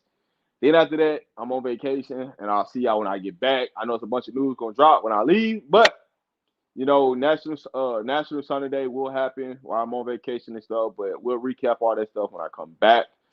Yes, big Aquarius gang. Yeah, we here. Shout out to all the Aquarius that's in the building. Shout out to my guy Lawrence. His birthday just passed. For all those who Aquarius whose birthdays are here, about to come up, about that are passed, salute to y'all. But hey, you know, we here, man. We got about like 14 more minutes. So man, whatever y'all want to talk about, let us know in the chat, man. We'll do a Q&A right now. Hey, big shout outs to the Atlanta Falcons for hiring Raheem Morris. Yes, sir. That's another that make for right now. It makes for us to have three coaches getting hired, black coaches getting hired in this cycle, which I don't think that's happening. I don't know when the last time it happened, and they give us seven black Probably head never. coaches in all. Yeah, it probably and then, but the biggest thing is they still saying that they don't think B Enemy gonna be the coach in Washington. I think they say Washington waiting on the Lions OC. And You been hearing that, Lawrence? Morris might have been a DC candidate. Hey, bro, wow. I don't really know what's going on with that Washington job. I haven't heard anything whether or You not haven't heard? I mean, y'all Enemy ain't is heard. a viable candidate for that job or not. But I thought your OC was a candidate. He didn't interview. I think they asked to interview him. The Oh, Lions OC. oh yeah, Aaron Glenn. Yeah. Oh no, Glenn is the DC. Ben Johnson. He is a candidate for the remaining jobs for Seattle and Yeah. Washington. That is correct. Yes, About man. that. Yes, I'm going to the Dominican Republic. I'm not going down there to get married or anything, man. Y'all chill, man. Y'all wild in this chat right now. I'm not Oh going man, down there to get don't married. come back with no baby bumps, then, man. You going down a God, single man? You going down a single man? I You get don't buck know nothing wild, about nothing. I don't know nothing man. about nothing. Man, But no, you got to cut that mustache off, man. It's gonna leave her older. what? These boys, wild. Wild. But I know when it comes to Atlanta Falcons, man, I've heard, you know, for me, NFL has hired more black coaches this offseason than they have in previous off seasons. I know some people got mixed emotions and feelings about this, you know, them hiring, you know, a black head coach and why they didn't hire Belichick and this, that, and the third. Y'all got to realize a lot of these owners don't want to give up power. And that's the Facts. major thing. Facts. That's the reason why Bill Belichick ain't get hired because he wants the full control over every situation that goes on through the building. Everybody not Robert Kraft. Everybody not going to give him that type of power. So, That mean no hey, more Ti and the rappers running around through there. No, I mean they said I think they were saying that was the main reason why the Falcons, because the general manager and the vice president, they wanted to work it. in collaboration with him. And I think Belichick was saying that the way he works is he has ultimate control and ultimate last say. And people just ain't finna give Belichick that. And a lot of people don't feel like Bill can relate to the players these days. This new age player, can he get guys to play for him? Because it's a lot of people who say they didn't like the Belichick way. But Yep. it is a lot of people that say that they did. But it's a lot of people who say, like if you ask Asante Samuels, I remember watching that I Am Athlete interview. He was like, man, the Belichick way, man, I did that thing my way. I treated him. He was gonna treat me like a man. I wasn't finna go for that side talk and all that. So it's just, do people really want to go for what Belichick throwing down right now? I think he'll end up coaching again somewhere, but I just not in this cycle. I don't think he'll be a head coach in this cycle. As we get closer to the NFL draft, we're gonna get into some NFL draft talk. For sure. Washington and Chicago are funeral grounds for coaches and QBs. I'm a quarterback. I would never want to play in Chicago. I'll be honest with you. Unless they build a new stadium, I would never want to play in Chicago. I thought somebody said that they would. I thought at one time they was talking about building a new stadium in Chicago. They got a new stadium on the way. It's gonna take a few years to build it though. Yeah. I think it's on the outskirts of Chicago, but yeah, it's a new one on the way. But the leadership in that organization still is terrible, so that needs to change before quarterback has success. I'm gonna post a blog on my page. I might just do a members only first, and then put it out to the public. But I am gonna do a blog while I'm in the DR, what I'm doing each day while I'm over there. Some of y'all wilding for sure, man. That's all I can say. But man, yeah, for me, when I look at Chicago, they got to change some things at the top of their franchise. The ownership, they got to just do better. When it comes to me, a lot of these franchises been ran poorly, and that's why you see poor execution across the board, and why things going on the way they going. I think Chicago should hang on to Justin Fields and not trade Justin Fields for the number one pick. But we're gonna see. I truly think Chicago should trade the number one pick and get more picks to help them build their team versus keeping the number one pick, taking Caleb Williams. Because for me, Caleb Williams is not it. But that's the conversation for a different day. Because we definitely gonna talk about the draft and who y'all think is the right quarterbacks, things like that. So, how y'all feel about Caleb Williams? I said I'm gonna put the blogs for members only. I ain't saying I'm gonna put out. I'm not gonna put out so far. I'm just gonna put it for the members only, and then let the members tell y'all what's going on. I think so far that at least from the mock drafts that I've seen so far, Caleb Williams is the consensus number one pick so far. So it appears that Chicago is going to draft him and trade Justin Fields. But That's crazy. yeah, it just doesn't. As of right now, the organization is terrible.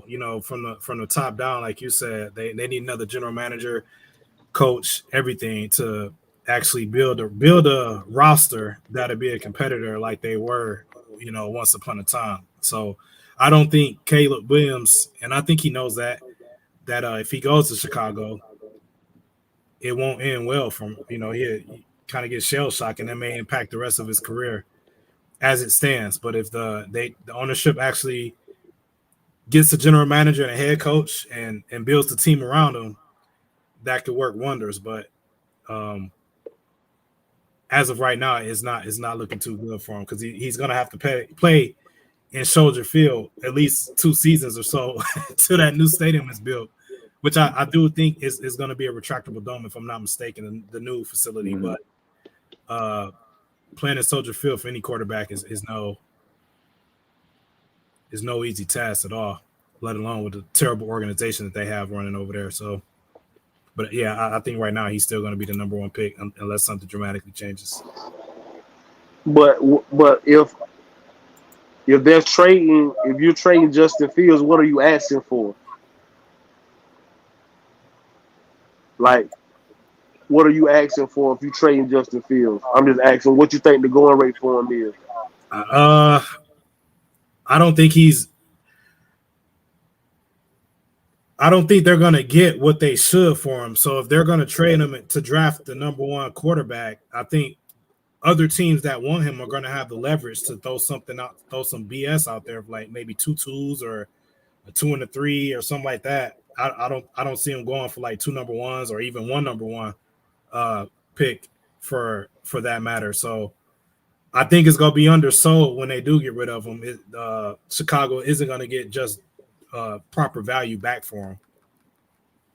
So Where can y'all see Justin Fields going though? Where you think it'd so be a good fit for him? here's the thing though. When I look at the situation, right, is if you're not in love with Caleb Williams, trade the pick because you know you got a top quarterback coming out next year. Trade the pick. Stack Yeah, but up we and get But I get think what what we I think. learning. But definitely here's the don't want thing: to go. any sensible organization would do that. But we just said that Chicago hasn't, from the top down, they haven't been sensible. If you look at the moves they made at quarterback the last few years, trading up to get Mitchell Trubisky, and he wasn't ready, but they fell in love with him, traded their Hot own garbage. draft capital, next foreseeable future to get him. He didn't turn out. He went to another team, and that set them back for years. Then they turn around and get Justin Fields, put him with Matt Nagy, and just the situation he's been under hasn't been fair for him to develop. So I think they're just going to repeat that again. They're going to Well, get rid of Justin Fields like they did Mitchell Trubisky for under not even close to face value. So some team is going to fall in love with Justin Fields and hopefully develop him and put pieces around him for him to flourish. Meanwhile, they're going to get Caleb Williams and start from scratch and probably ruin his first 3 or 4 years of his career until they get rid of him and trade him for less than what he's actually worth. That's just the way the Chicago Bears has functioned the last 10 plus years. Well, So give Chicago some credit because last year, if you go and look back and look at the facts, they traded away they pick and they got themselves a wide receiver. Then they got themselves a starting offensive tackle, and they got themselves a second round pick. So if you look at what they did last year, they went above and beyond as far as an organization, as far as winning when it comes to the draft. They made a smart move. This year, the smart move for me is keeping Fields. And if you keep Fields, let's put some stuff around him, trade that first round pick, because why get a player, Caleb Williams, and he don't want to be there? He's told you he don't want to be there. If you watched him at USC, his body language he's different. And there's no knock on that. He's different. He's different. He's special. But when you deal with players like that, if a player don't want to be in your organization, do not get him. Move on and keep it going. And with that being said, if you trade that first round pick, you can get 3 first round picks easily for that one. And then you turn around, you got the 8th or 9th pick in the draft. You got that. You're going to have another first round pick for trading it high in the draft. And then you get your wide receiver, get your offensive tackle.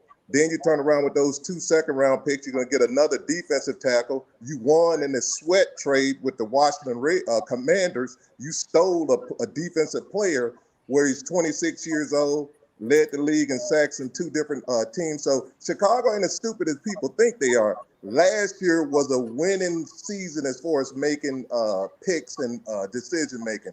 This year is going to determine their future. If they don't do the right thing, they toast. I'm gonna have to push back on that, Steven, because they traded Roquan Smith, and you see what he's doing in Baltimore right now. So I disagree with that. That's one player. Roquan Smith didn't want to be One player. That's a player. That's one player, but a player that has pretty much transitioned the entire Baltimore Ravens defense. No, he didn't. No. Roquan He didn't Smith. transition. Their defense was good without him because when he wasn't there, their defense was really good. Now I give him credit. He got with Ray Lewis. He started using that clicker. If you do any research on it, I'm up here in Maryland. He got with Ray Lewis. Ray Lewis got that boy in that film room and told him, you can take your game to another level. He took to his credit. He took that advice. He started using that clicker. And when you start using that clicker and you understand why you're doing what you're doing, he got his body in phenomenal shape. He's balling. I give you that, but you got to ask yourself, you can't pay him that kind of money. What they've done, I wouldn't have traded him, but they did. They still got draft picks from him, and then you turn around and you got a defensive player of the year with Sweat. You got a player that putting up sacks and Sweat. So it's a win-win. You can get another Roquan Smith. You can go in the draft. Get another Roquan Smith. I disagree with that. Why can't you? Because if Roquan Smith wasn't on the Baltimore Ravens, if he was not on the Ravens right now, there's no way they'd be playing with a potential to go to the Super Bowl. Yeah, they will. Absolutely. I'm up here. The only reason Baltimore has not been going to the championship game because Lamar Jackson been hurt. If Lamar wasn't hurt, and then the last 3 years they lost every running back they had. They started running backs. They was at their third string running back last year. Last year they also had the third string quarterback. They brought a dude from the street last year to play quarterback. Didn't they have the number one ranked defense this year, Baltimore? Don't they have the number one ranked defense? Okay, they didn't have that before Roquan Smith joined the team. But they had a top 10.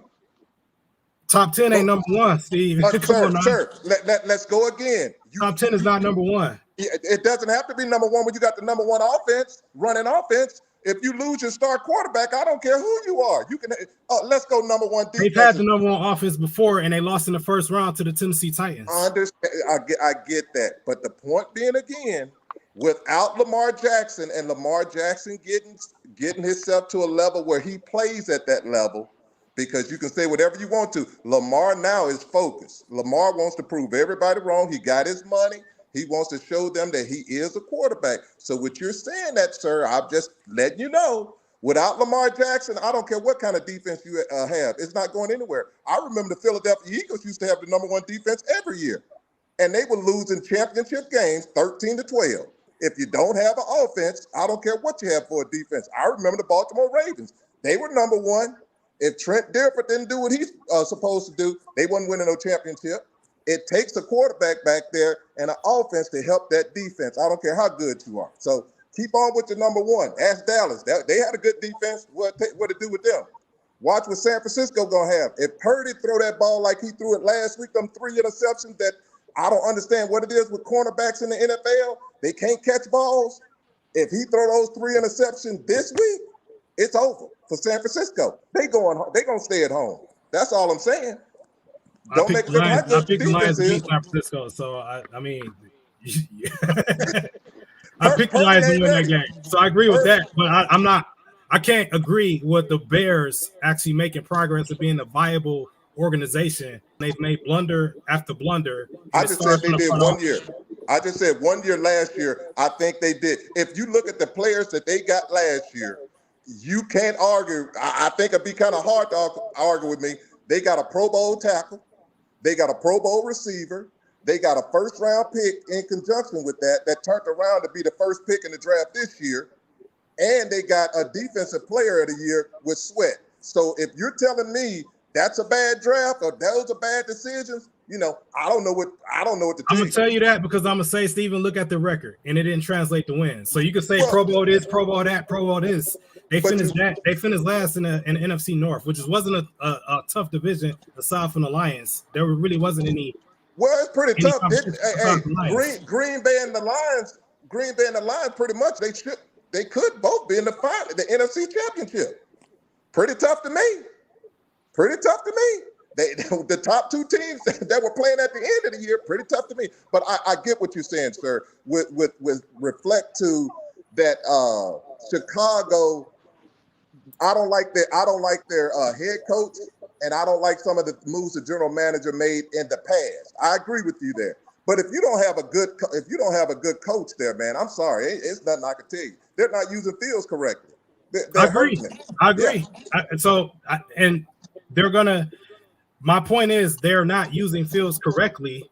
And I think that's going to translate to the moves they make this offseason, which they're pretty much going to trade him and not get face value back for him. Yes, the smart thing is to keep him and build around him, but they have not done the smart thing, in my opinion, in the last decade.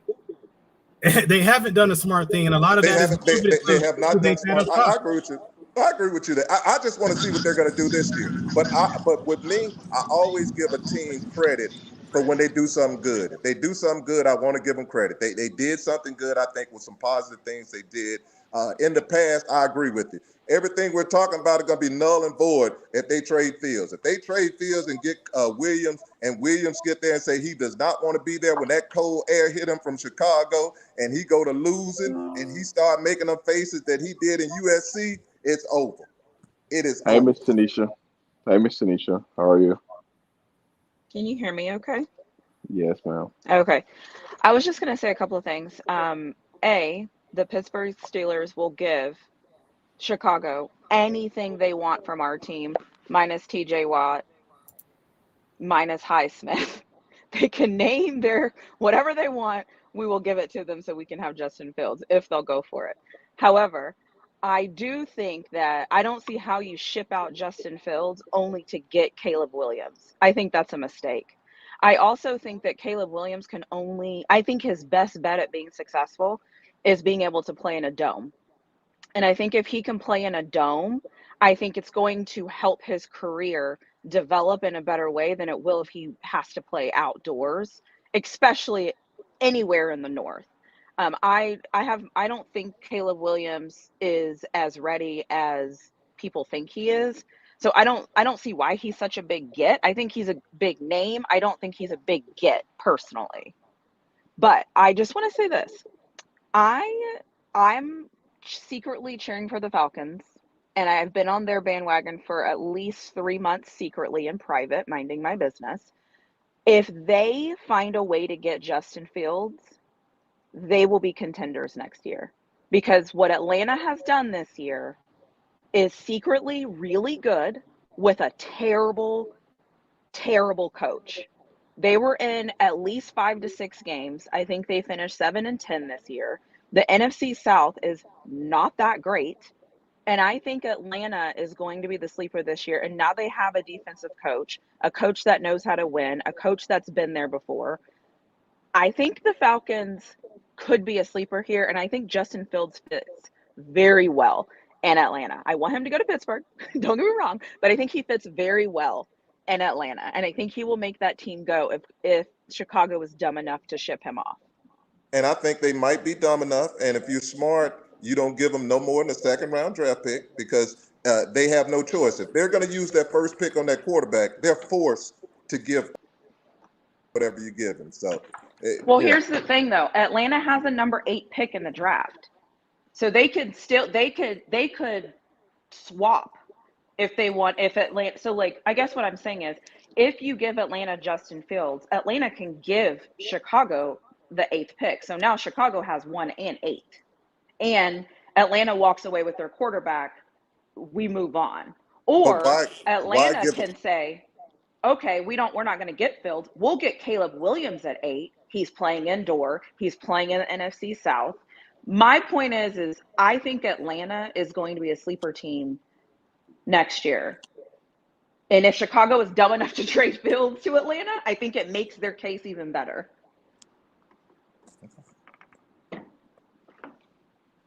I'm not gonna argue with you. I like it. The only thing I wouldn't do is give up the 8th pick though, because you don't have to.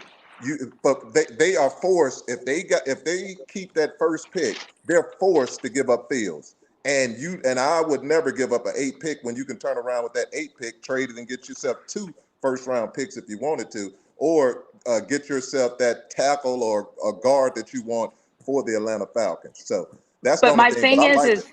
they don't need that. That's what I'm trying to tell you. I watched Atlanta way too many times than I would even honestly admit that I did this year. Probably at least 12 to 13 games I watched because they had Bijan. I wanted to see how he was going to be in the NFL. All they need is a quarterback. I think they lost like 3 games on a last second field goal that either they missed or the other team made.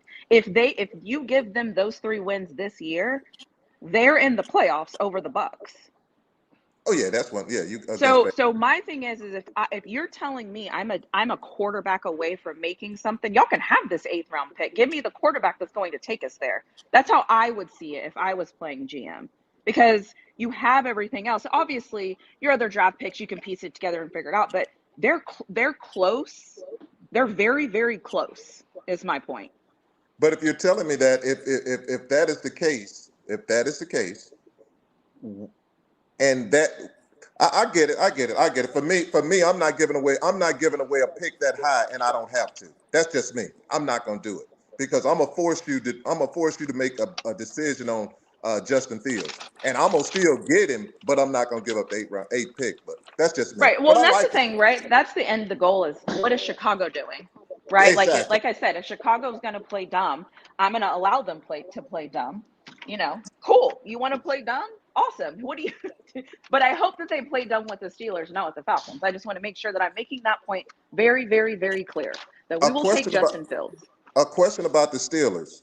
What are you going to do? What would you do with your receivers on how they're acting right now, pertaining to how they're carried themselves this year? What would you do with your receivers? Nothing. That's Mike Tomlin. I mean, if you know anything about Steelers history, and you said you're in Maryland, so we've always had those type of receivers. That's what makes us go. I think the difference is the Pittsburgh doesn't have any senior, like any older leaders at wide receiver anymore. Brian Clark's. We just don't have them, right? Yeah. And so we have to develop them. Yeah. And I think the other thing, I'm not excusing their behavior, but quite frankly, I wanted to act how they were acting when I saw the quarterback play. We had Mitch Trubisky, Kenny Pickett, Mason Rudolph. Like, I want to cry. So I can't imagine how they feel sacrificing themselves every week. But my question is this one here. So you're saying you don't think that that's detrimental to your team on how those receivers are carrying themselves? I think our receivers have always carried themselves that way. We have Antonio Brown. Hello, like we had Antonio Brown. Ways. What? No, that's not the Steelers' way, because I remember when they held him in check until you got that contract. Antonio Brown wasn't like that until you got that contract. So I can go back with the Steelers. He didn't was act that way until you got that contract. He wasn't showing up to meetings on time. No, I'm talking about until you got that contract. No. I'm telling you, as somebody who knew 4 players on that team, what Antonio Brown was doing. There's more about Antonio Brown than meets the eye. And anybody who's followed anything that he's done, even since where did he play? Central Michigan? I can't remember where he played his college career. I think somewhere. Okay. Where did he play his college career? Now I want to know. Anyways, my point is Central Michigan, fire up ships. So wait, was I right, or did I just make up a different place? No, he played in Central Michigan. He did. Okay, but my thing is at the end of the day, if our issue being a Steelers fan is the quarter or the receivers acting like divas, I will accept it. Bring it. But, okay, if that's but our my issue. question is, I don't remember the Steelers winning a Super Bowl with their receivers acting like a diva. I can't go back to with their last Super Bowl. I don't remember them having a quote unquote not acting like the Antonio Browns and what Pickens doing. I didn't see the Super Bowl winning ones. I don't remember receivers like that. I also don't remember watching the NFL where you couldn't touch the quarterbacks. I also don't remember NFL where you couldn't play defense accordingly. I hear you, but I think the league is changing, and I don't think that is determining wins and losses is if you have a diva receiver or not. I think it does, because it's certain ones that I look at, that certain kind of receiver, I don't see championships behind them. I look at Dallas. You can't get more talent than the Dallas Cowboys. But when you got that diva going on and that owner, it does not. So let me ask you a question. Do you think Odell Beckham is a diva? Not really. Not detrimental to a team. Odell like the camera. But I'm talking about I think Odell is a professional, though. I think Odell Odell is one of the hardest workers. He does what he's supposed to do. And does he do some things that you like, that boat trip that they pictures and stuff? Okay, but that's okay, whatever. But I don't think he hurts the team. I think if you polled a group of people, they might disagree with that. Well, you could, well, you're saying, but I'm going on this. A team player. People love my boy. They love him. I haven't heard a player yet say anything bad about Odell. But they have no one said said bad anything things bad about who? Antonio Brown. They hate him. So are we okay? So are we talking about Pickens. Antonio Brown? Are we talking about Pickens? Are we talking about current Oh, NFL, old NFL? What's no, the I'm argument? talking about. I'll even go Pickens with you. People are upset with Pickens right now. The Pittsburgh Correct. people. You want to know why? Because we lost. If we were winning, like the Baltimore Ravens were winning, nobody would give two anythings about that. That's what I'm saying. Winning cures all in any situation. As soon as your team starts winning, everybody forgets the things, right? Kansas City their receivers are terrible. They've been dropping balls for how long? Nobody is saying anything right now because they're winning. Winning cures everything. Detroit all of a sudden is in the NFC Championship game, and everyone's acting like they're the best team ever in football until you take a second and breathe and go, wait a second, this is new. Winning cures everything. If you're a diva, it's cured. If you're a game manager, Brock Purdy is a game manager. You know what's curing his game managing skills? Winning. You know what's curing people not attacking Jared Goff for being absolutely terrible the last 5 to 6 games of the season? Winning.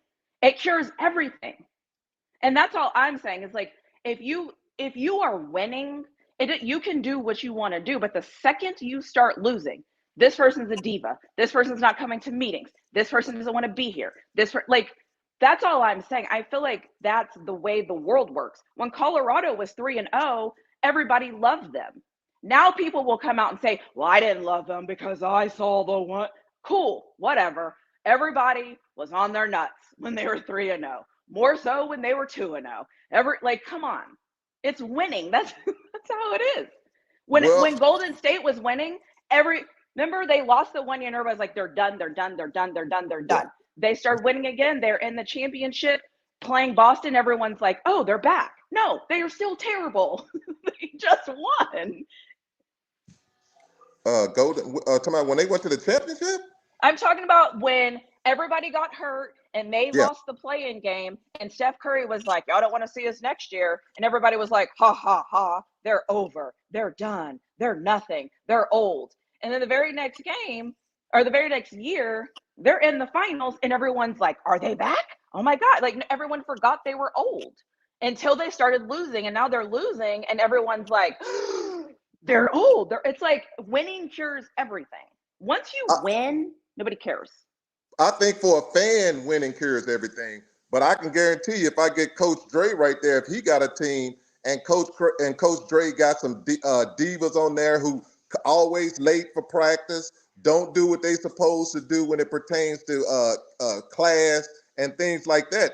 He's not going to be talking about some it cures everything because he's getting a win. Because I think coaches understand at the end of the day, you're going to get away with it for a while, but if you don't take care of the little things, it's kind of hard to win those championships with people like that don't do the little things, because those players that are standing with them, they're not going to give their all. If they see that person, they're like, man, screw Listen, that. I ain't I trying to do mean, that. But I, Coach, Mr. Steve hit it on the head for me.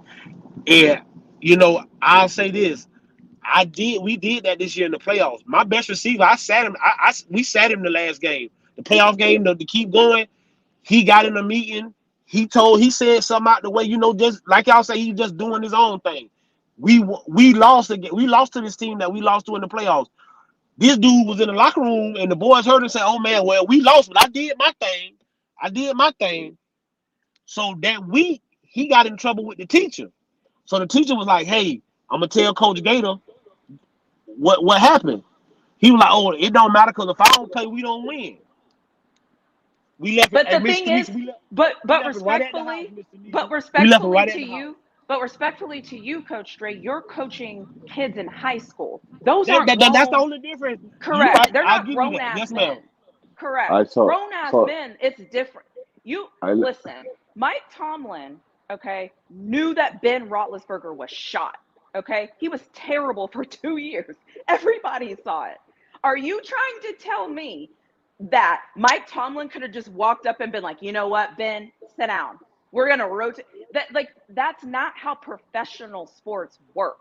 And I think It, the principle of your argument can be right, that like a diva can impact the team. Like, I can respect that opinion. However, the end result matters. And you can't it's like there's a black and this isn't a black and white. You can be a diva and still win games. You can be a diva and still be the best player on the team. You can be a diva and still be the reason why your team wins.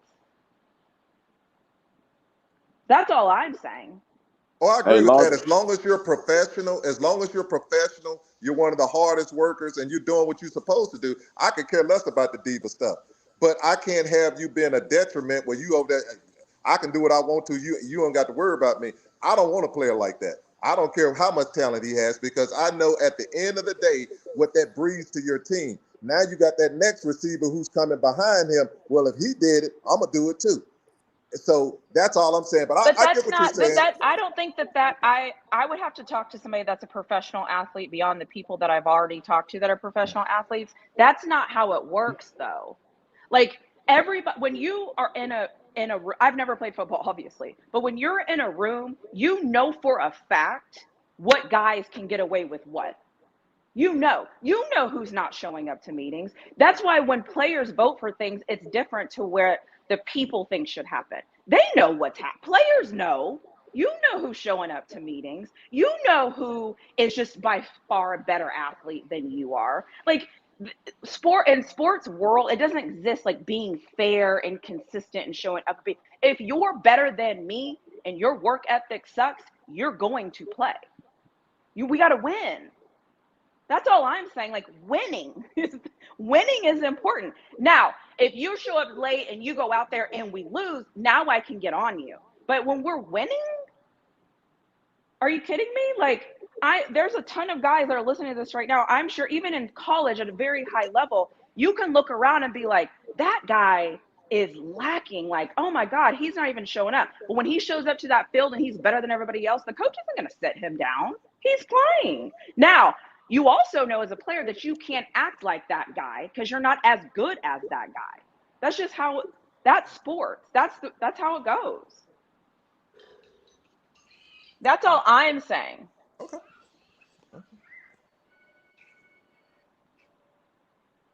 I, That's awesome. Mic drop. Miss Tanisha, they want you to write an audio book. They love Write an hearing your voice. audio book. Yeah, they just love hearing your voice. They feel like you should write a book and do an audio book to it, audio version to it. That's all. No, I'm just saying, like, I think I'm so many just times, listen. like, because I listen to sports talk all the time. I was raised around sports. I played volleyball. Hell, like, I know so many athletes that have retired from the NFL, played college football. I have college coaches right now that are some of my best friends. Like, I see this world. I talk this world all the time. And I'm just telling you, based off of what I've heard and based on experience, it's not as fair. Like, sports isn't corporate America. Sports is you need to win. And if you have an attitude, but you help us win, we're going to work with your attitude. That's just how it is. And You- it's not fair or no, but that right. is fair. Your talent and what you bring to the team dictates what coaches will allow you and will not allow you to do. Most coaches. I get that because Lawrence Taylor is the prime example. His talent was supreme. And when Lawrence Taylor was late for meetings and Bill Parcells was the head coach and you had Bill Belichick was the defensive coordinator, Bill Belichick would tell Parcells Lawrence Taylor came late for a meeting, and Bill Parcells told him, "Well, what's the problem? Why did you start the meeting? Why didn't you wait till Lawrence get there?" So it is what it is. That talent was that talent. I get that, but he was the best player on the team. I get that, but most coaches won't accept that, especially in high school and a lot of colleges. They'll just sit the player. Hey, tell Law I couldn't. Listen. And what I'm telling you is, it wasn't just us. We had a team meeting, and we let the kids vote, Law, and the kids straight up told him. Hey, He said, "No, they told Coach him to get out." Coach Dre, don't address that man Yes, unless he ma'am. has the courage to get on the panel. Let him be. Let him stay in the chat.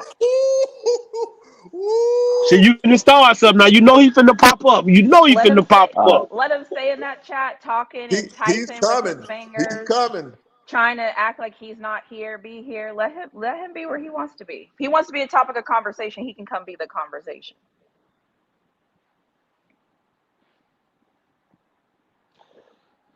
hey, hey, Hey, Hands down, hey, man down. I ain't got nothing to say on that, I dog. ain't got nothing to say. I'm quiet over here. He didn't say nothing till he said, because he finished so up. Y'all know he finished so up. But no, for real though. I mean, just to be honest with y'all, that's why Coach Prime say he don't want to coach the professionals. That's why he say he don't want to coach the professionals. Because it is. I mean, what Mr. Nisha telling y'all is the truth. I said that about the Milwaukee coach.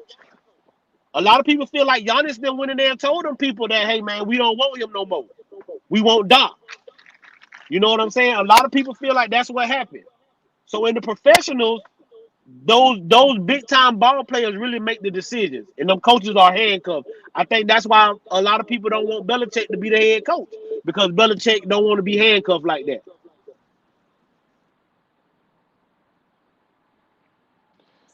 Hey,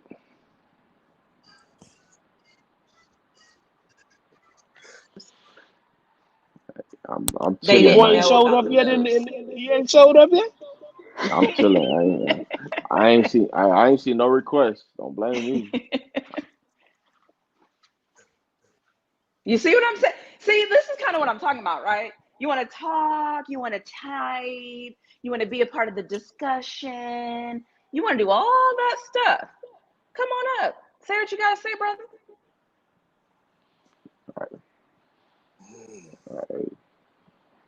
Y'all heard the first lady has spoken. We don't we don't My talk other after she phone. Yeah, talk. y'all lucky. Everybody on the panel. Oh, boy, them Bro, phones have problems, don't you? Law, it's 2024, love. That ain't it. That ain't it. Get a tablet. Hey, Mr. Steve, now make sure you go get your top 12 for the playoff. That's what we talking about tomorrow. Oh, I got it. Top we I'll oh, I'll okay. have that, and I'll make sure I go and Okay. do a little research on it and everything else. That's be pretty fun. Pretty fun. I, I love Hey, that this. Go Doc, ahead. Go Doc, ahead. Doc, we know we got Texas at the top. I mean, how many kids y'all got to kick off though? Because we know y'all way over scholarship. First of all, mind your business. First and foremost, I would need you to mind your business in Florida. And second of all, I don't know yet because they're still working. From what I'm hearing, they're still working. Um, so we'll see. I mean, again, I love this. This is the problem you want to have, right? And like I've been saying, like that's why I made the short. Like Texas is back. Texas, we're talking about Texas. They're relevant. People are watching their games. People are trash talking Texas. Like this is where you want to be. This is it. And I Texas think is in the big league now. Texas is correct. back. You're right. And I think the thing that Texas will do, and I've said this in other places, is whoever doesn't make the cut and whoever has to be released, I hope Colorado gets on the phone and is like, hey, like, I see it's not working out there. We have a spot for you. So, that's that spring portal. I've been saying over and over. It's gonna get crazy because a lot of these teams are over scholarships. You're gonna see if you ain't on a certain part of the depth chart, they're gonna just say, hey, that's what your role gonna be this year. Might well hit the portal. So that And time is coach, coming. and I hope Coach Prime heard everything you just said, because you are 100% correct. What those players that are leaving and will not have the positions that they think they should have, you get the cream of the crop to come on up to Colorado, because they'll have playing time up there, unless you're a receiver. If you're a receiver, it's going to be hard to get in that room. If you're a receiver, don't even look at Colorado because Yeah, I wouldn't. I mean, I not wouldn't right. look. We gonna say that right now because I still think we might get a couple that jump in the portal. I just don't know if they cut to stay around.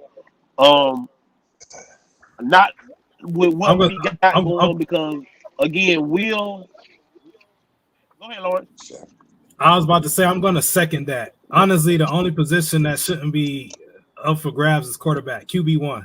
Aside from that, and Travis.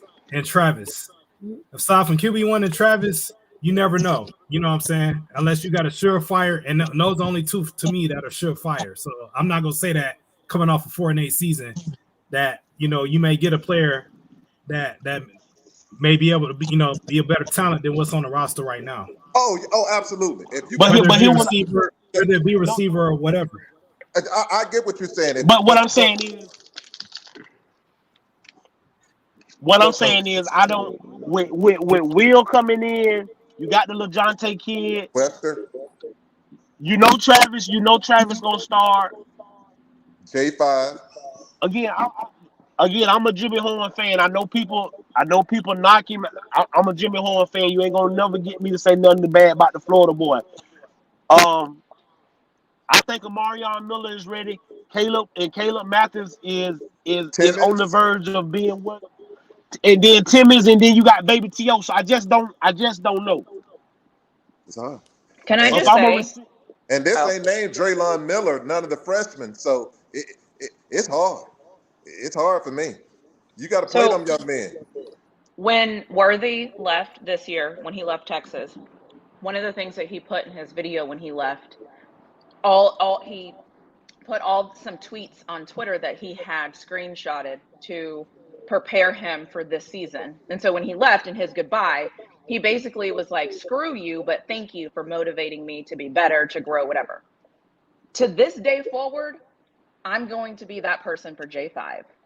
And I'm going to be the person that says that he is not going to start and that he needs to get better. Only because I hope he sees this and says, that girl, whoever she is, I don't know her, but I heard her say, I'm not going to be anything this year and I'm going to prove her wrong. And that is the only reason why moving forward from this day, I will make sure that I continuously say that J5 needs to get better. On the off chance that he sees me saying it somewhere and says, I'm going to prove her wrong.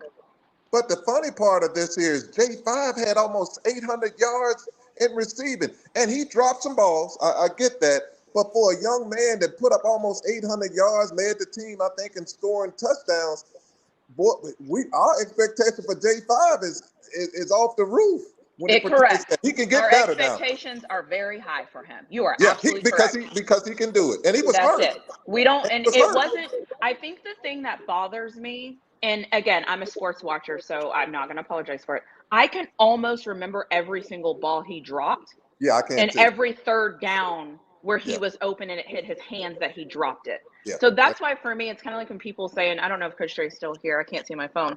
When people say like not all losses are created the same or not all wins are created the same or whatever, his drops were like, and so that's why moving forward, as of today, I'm going to be the person that's going to say, I want to see more from J5. I want him to be amazing, and I want him to go out there and take his job, period. Yeah, he got some different boys out there this year. I don't think he's gonna have the luxury if and to J5's defense, I will say this here. He had a lot on his mind last year. And it's no excuse, but when you got things going on in your family and then you have an injury that you have, that's a lot for a young man, and he moved on up there and everything else. Thank goodness. This year, it should be a clean slate where it's like, hey, he's focused. He's been there a year. It's going on 2 years. Get yourself healthy and go from there. But you're right. You should have those high expectations. Everybody out there, we should have high expectations. Even number 2, the expectations are high. You have to excel. No excuses for me, for Colorado. We have no excuses. I'm not hearing any. No excuses. The expectation is there. You got to deliver, period. With or without 2. They got to win 6 games. With or without 2, they should win 6 games. Period. Is that your prediction on as worse as they can be? That's my prediction. The worst that they can be is 6-6. Period. I'm not hearing. I don't care. If 2 go first game with the talent that you have and with the defense that they have, you should be 6-6 because the first 3 games you should roll. So and then you come from there to other games. You should have 6 wins. 6 wins. Period. Because if they do, Say and it I'm gonna with your give you an chest, brother. Say it with your chest. no, I'm gonna give you an example. If Coach Prime go and get a special teams coach or get someone to really focus on special teams, can you imagine what kind of field position you can have when you put J5 and you put Dylan Edwards back there for punt returns and kickoffs on how that can change your team around just on special teams? If you go on special teams when you're punting the ball and punting the ball, they had 4 occasions they should have been blocked because 87 was sitting on this over there and let the guy run past them every time. I just didn't get it.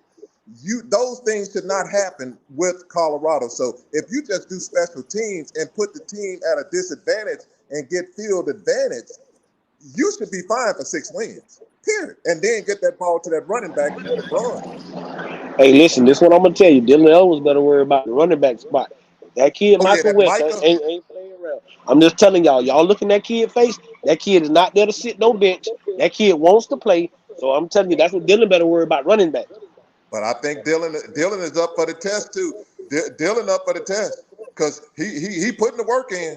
Because I like it. I like that young man coming in, Micah coming in there looking at them like, I don't care what y'all are, y'all stinkers. But I'm yes, ma'am. Can I ask you something? Yes, ma'am. Because like one thing about you is like I think you would be a great hype man.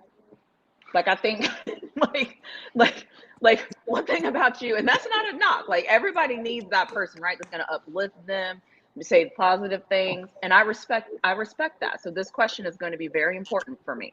Okay. Who are you looking at on this team and you're going, ooh, okay. That position or that person, or you could say a group if you don't want to identify a specific person, that's fine. But who are you looking at as a team and going, that area scares me? Like, I really hope that we, whatever, that one area. Like, what's something negative you think about the team when you look at them? Well, I'll just say process. I think improvements that they can do. What would be a negative if Trevor Woods is playing linebacker? We're done. That's a negative. That's a negative. If someone can't beat Trevor Woods out at free safety, that's going to be and I ain't just saying for Trevor. I'm looking at free safety. I'm looking at the safety position. I want to see someone come in there and compete at a high level. At the linebacker, I want to see those young men, Victory Johnson. I want to see them boys balling. So I'm at those 2 positions. Those are the only 2 positions really that I have any concerns with. Cornerback, I'm fine. People doing all that talk. I'm like, with that McConnell and Travis, and then you got that boy, young man from Liberty. I'm not even worried about cornerback. Cornerback, I'm fine. The defensive line, I'm fine with the defensive line. I want them to get 2 more people at 2 defensive tackles, but other than that, I'm cool. Hold on. Let's just stop it. Here's the biggest negative: offense and defense. If we can't run the ball and we can't stop the run, that's the biggest negative to this season. If you can flat point out, period. Yeah. If we are those can't your run 2? the ball, Those are your 2, Rob? and we can't stop the run, we in trouble. Well, I'm looking at it as we can run the ball because what the things I'm seeing, if you can't run the ball with them big boys you got right there, then we really need to look at football because they ran it at Houston, they ran it at UTEP, and you got the same players. Indiana, they ran it at Indiana. If you could run with the same players that started, if you can't run it in Colorado, we got a problem. So Lawrence. I'm looking at their past production. So the running, that's not an issue because past production of those players proves that we should be able to run. Now stop the run. That's where I'm going with my linebackers because that boy number 10 from Houston, and I put McNeil or Barnes on that defensive tackle. Hopefully that should shore up that middle. Lawrence, what do you think? You better let a naysayer know. What do you think? I still think that CU is thin at tight end. And then I agree with the uncertainty on the offensive and defensive line. Yeah, those players were able to run the ball and be a part of good running units where they were, but they're not there anymore. So how are they going to click as a cohesive unit offensively? When we get our starting five, and then the next five, it has to be dramatically better than what we saw on the field last year. So that's one thing on the offensive side. That offensive line has to be like night and day from what it was last year. All early indications are that they, will be, but I think they have to be good. I don't think just necessarily better than last year's unit is going to get the job done. They have to be a good offensive line. I have to see them actually play before I can determine whether or not they're a good offensive line. Same thing on a defensive line. For the most part, you had Jordan Dominic that had a solid year, but they didn't have any pass rush. They didn't stop the run. So did they add better players? Yeah, they have on paper, but how are they going to click as a defensive unit? What kind of scheme they're going to run? Whoever the defensive coordinator is, are they going to put them in the best position to be successful on the defensive line? That has yet to be seen. So those are the biggest concerns to me, in addition to the number of tight ends they have on the roster, the number of scholarship tight ends on the roster. I think they're still thin right there. And, as far as the back seven, defensive back, who's going to take that next leap besides, opposite of Travis Hunter? Is Carmani going to take a big leap from what he did, how he finished the year last year? Because that's what's going to be needed for them to be formidable on the outside. And then who's going to have that opposite starting side from Shiloh? I agree with you, Stephen. It can't be TW, as we call him. It got to be somebody else, and he can't. There has to be linebackers, multiple linebackers that are going to be better than having them out on the field at linebacker as well. So are these freshmen and redshirt freshmen at linebackers, are they going to take a tremendous leap and be starting caliber or all conference level? We don't know. So yeah, those are the uncertainties for me, and why I kind of pause on predicting the record to this point, because I want to see what the DC is. I want to see what kind of scheme they're going to run. And I like to see addition of a few more players, particularly at tight end and maybe on the defensive line as well. I would like them to take more of their approach in adding players that a Ohio State and a Texas is taking, and just getting the best talent out there. And then even if that means going over scholarship and letting the best players win out, and then get rid of, who's not going to see the field at that point. Even if you go over scholarship, we really haven't seen that. It's been a little pause. They're hitting their scholarship limit at this point. I think they're maybe 3 under. They have 82 scholarships last time I checked. But yet still, I would like to see a little more. Is it just me or y'all can hear Lawrence? We can hear him. We can hear you.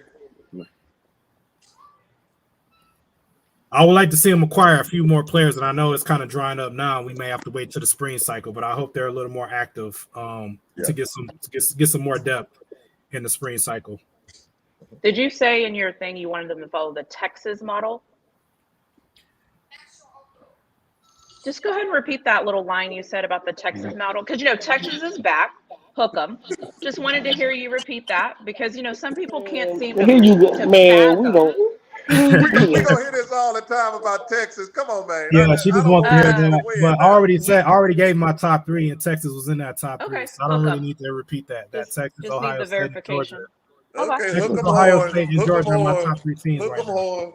Before this is all said and done, everybody's going to be like, I'm just cheering for Texas, so she'll shut up. No, we're going to say Texas lose.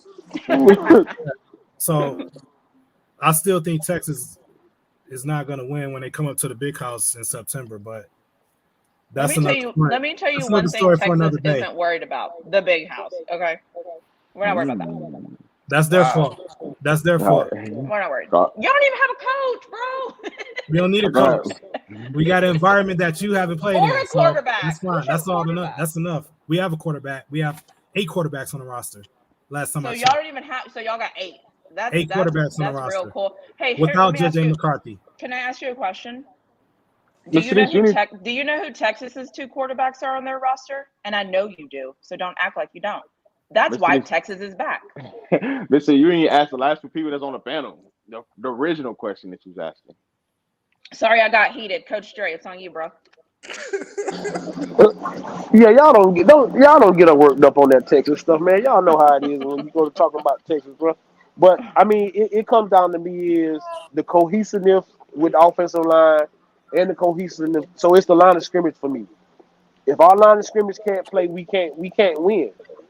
If our line of scrimmage can't play, we can't win. I don't care how we boil it, how we fix it. If our line of scrimmage doesn't play, we can't win.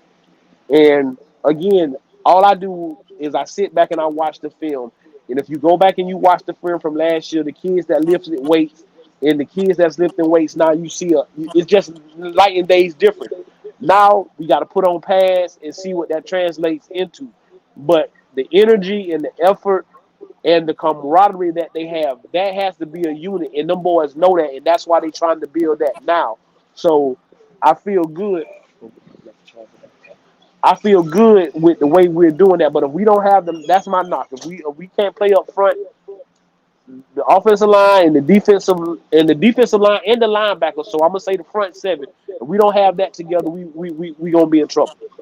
But I am with Mr. Steve. Nothing less than 6-6 this year. Nothing else.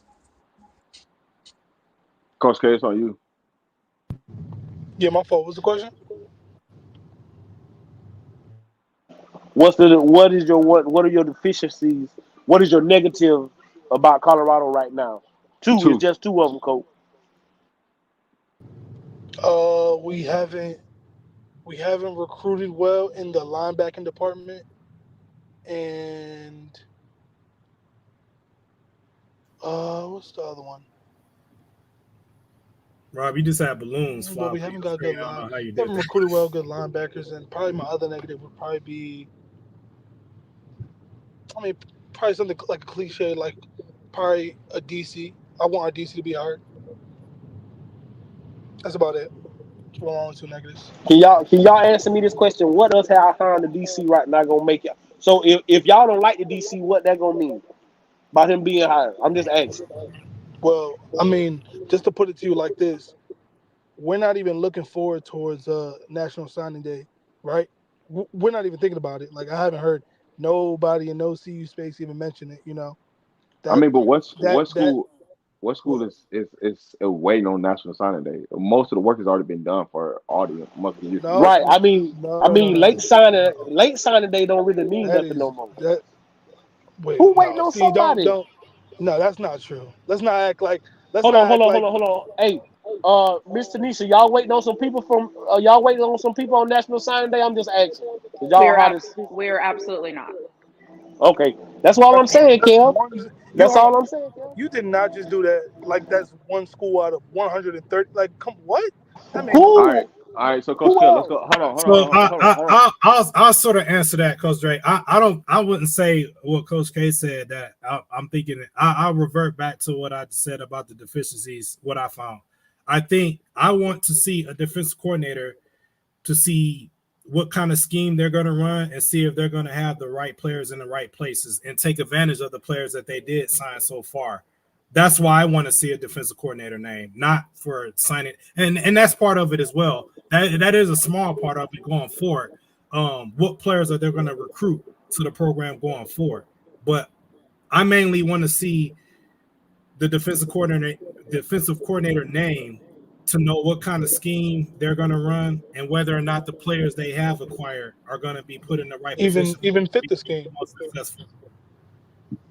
I also think that just like probably to Coach K's point a little bit, which Coach K, here comes me agreeing with you. So you know, I think what he's saying is correct in the sense that it's giving anxiety because you just don't know. And based off how bad we were on defense last year, not knowing who the person is, you can't equate it to anything. It's just it's like you just don't know. And so I think, Coach Dre, I think the problem might be is that when you just don't know, it creates anxiety because you can't judge it, you can't rate it, you can't do anything because you don't even know what the options are, who this person is. And we were really bad at defense yesterday. And everybody agrees that last year, everybody on this panel agrees we have to get better. But we can't get better if we don't know who's going to be leading us. I get that, but what all I'm saying is it ain't gonna make a difference when half of y'all gonna get. We can name Belichick right now. You niggas, if people will say something was wrong with it, So to me, whenever it happens, it happens. I do feel like it needs to happen. But what I'm saying is 9 times out of 10, half of the people gonna find something wrong with it. So why is it such a big deal? What I do think is that Coach Prime is gonna run the 3-4. I think he's made up in his mind that he's gonna run the 3-4. I might be wrong, but I think that's what he's leaning more to, because he did say he's gonna have a little more say in rooms. And I think whoever's coming in, I think we gonna run the 3-4. But that's just me. Well, I mean, I guess we won't know. I mean, see, that's another thing that, like, again, I'm not under the opinion that, like, we need to make a huge type of hire. No, I don't really care about that. But just have someone there so that way they can implement some of their, not implement like no schemes because they can't teach now, but like at least give the recruiting staff maybe a picture of what you're looking for from certain players. You know what I mean? Like certain things like that. Just because. That was the point I was finna Okay, get to, so right? so so if he Hold, came hold out on, today, hold on. and told, go ahead, Papa. Go ahead, Papa. What I was gonna say is, right, DC not being hired right now, they can't teach nothing right now. Mizzou literally just hired their defensive coordinator today. They can't teach nothing right now. That's why what's the rush to announce the DC, right? They kind of sort of know what kind of scheme they're gonna run, right? Otherwise, they couldn't recruit anybody, any of these players, if they didn't know what kind of scheme they was gonna run. They kind of got an idea. Whether that's what the defensive coordinator is gonna run or not, that's a whole different other story. But when you look at the NCAA's calendar and you're talking about teaching and training these kids to do certain things to fit this scheme, technically on the field work with them right now, unless you want to break some violations. So when you look at, the whole grand scheme of things and the defensive coordinator, yes, I want the defensive coordinator to be announced. But at the end of the day, what really can a defensive coordinator do outside of talk to the coaches, the position coaches, let them know what scheme he's gonna fit, then watch the tape and do so forth and so on. Right? They can't go on the field and work with these guys right now. And those are But the things I think people forget about. can I just say something? I think the reason why people want to know is exactly like how Alpha has already commented on Coach Dre's comment. They don't have the personnel for 3-4. Like, I think that's Yeah. why people want to know, is so they can start formulating their opinions and tear it down or rip it apart or love it or cheer for it. Right now, because we're so used to having information from CU, I think people feel like almost entitled Yeah. to that. They're Yeah. itching to have it because we usually have it. Whether it's And, wrong, right, or indifferent, that's why I think people want to know, because they're like, what do you mean we don't know something? so that's the part that's the part I was talking about in my previous live. Like, it doesn't matter who the defensive coordinator is, right? You either gonna like it or you gonna hate it. It ain't no in between in this situation. You either gonna like who the DC is or you gonna hate it, right? Because we truly don't know how these pieces gonna mesh until we see them on the field, and that's all I said on it.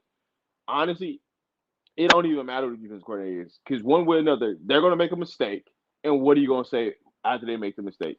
Right? They're Not never. it don't, Rob. But let's be honest though, we can be halfway in February, and let's just say like we still won't have a DC. There'll be people that'll be saying, "It's okay, we're fine." You know that meme of that like dog in the burning house that's just sitting there thinking everything's fine. Like we can go that far, and people will, and y'all will still probably say we're fine, right? But Coach K, I don't. It's not going to go that far. Like Well, everybody, like we don't know that. what I'm saying is that the hiring process for like the NFL and all that is about to end. You know what I'm saying? It's going to be a Super Bowl teams, things like that. There ain't going to be that many more coaches left out there. So what I'm saying is the process of them announcing the DC, they probably have one now before signing day. That's probably going to be the stint of this whole search will probably be done by that time. We're talking if we get all the way to the end of February and ain't no DC announced, yeah, everybody should be wondering what the hell is going on. That's just ain't nobody a fool like that now, because now you're talking about now you're transitioning from out of winter workouts to spring workouts. Now you're talking about on the field working out with your position coaches going into March, going into April. Like that's gonna matter. So I don't think that it's gonna get all the way to the end of February. And this is just me talking, right? When you look at the calendar, how things are laid out, we're pretty much at the end all be all of the situation. And now it's just a matter of when they want to come out with an announcement. Truly, me, I'm so like I don't even care no more. Yeah, just you could say Coach Hart is a defense coordinator. I wouldn't care right now. That's all I'm saying. Right now, at the end of the day, you can come out and tell me Dan's the defensive coordinator, and okay, I'm just being honest with y'all. That at this point, that's why I am with it because at the end of the day, them guys got to prove themselves, and then you got to go get a position coach. Uh, we need a safeties coach, and I guess right now a defensive line coach. So I mean, at the end of the day, guys, that's all I'm telling you is it just don't matter to me like that. Like Rob said, we ain't nobody gonna be stupid. If we on here, we on here February 28th, and we ain't got no DC. I expect people to come on here and say, "Man, Dre, the man, now, shit, it's gonna be March, spring finna start. What we finna do?" And all I can tell you, I'm gonna be like, "Yeah, I don't know what coach doing because that, but." I honestly, this is my honest opinion. I think Raheem Morris was on that list. I think Raheem Morris was on that list. I think he might have been a high candidate on his on Coach Prime's agenda. And I think a lot of people thought Belichick was going to get hired to be the Falcons coach. And when that didn't happen, and now Raheem Morris is the coach, now I think he's going. Now he's probably looking at the other two guys. But I do think Raheem Morris was one of those guys that he was looking at to be his DC. I mean, I don't. Why would he come down? Uh, Because I would just say, go ahead, Coach Drake. You got it. You got it. you man, you ain't talking all day. Go, bro. Um, I agree with Coach K to a certain extent. Linebackers and the defensive coordinator, but that's just my two negatives, so to speak. I don't think it hinders us that we don't have a defensive coordinator right now because I know for a fact that even if we had one, it'd just be a name at this point, and not to disparagingly talk about whoever it becomes qualified during the hiring process. I'm just saying that it would just be a name that people get excited about, would cheer for it or not. So for me, linebackers is the main key. I play linebacker. I feel like most captains of defenses are linebackers. So I think that's the most part I'm, have a little trepidation with. But other than that, man, we good everywhere else. It's position battles. Everywhere you look or on this roster, it's nothing but position battles. Now that's a fact. So Now that's a fact. We do got, especially in that safety room. That safety room look good. I like the safety room. And that's why Mr. Steve telling y'all if TW on the field, We need to pray. just I mean, listen, and like I say, it's not to discourage that I don't like the kid. I don't who he better than, who he gonna play in front of. But if he went out again 2 years in a row, then he just got to be that guy. Man, you don't Whoa, watch the film. You don't whoa, watch the film, Coach K. You whoa, know he not that guy.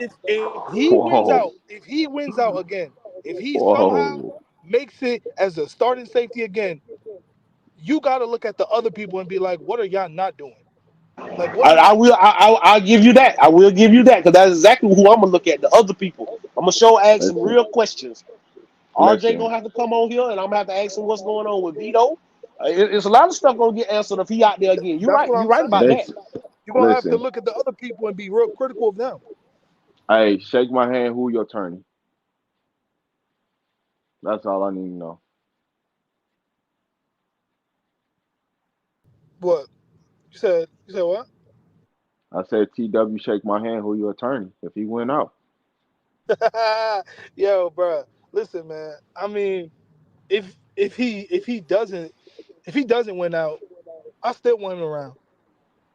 Here's the thing we know. Here's the thing we know about him. He gonna do everything else right now. He gonna do everything else right. He gonna be on time. He ain't gonna miss nothing. He gonna know every assignment. He gonna know what you supposed to do, that one supposed to do, and that one supposed to do. He gonna do everything else right.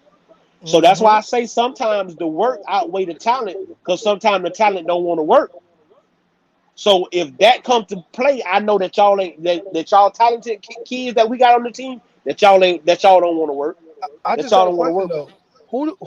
Who do y'all think that we brought in to replace him? Because we brought in Preston to Vito, replace you got to Preston remember Benjamin. you got to remember that Vito wasn't healthy. The other kid wasn't healthy. What's the other Travis kid? J. Travis Travis They J. brought Travis in J. Herman. Hold on, Travis Travis J. and J. Vito.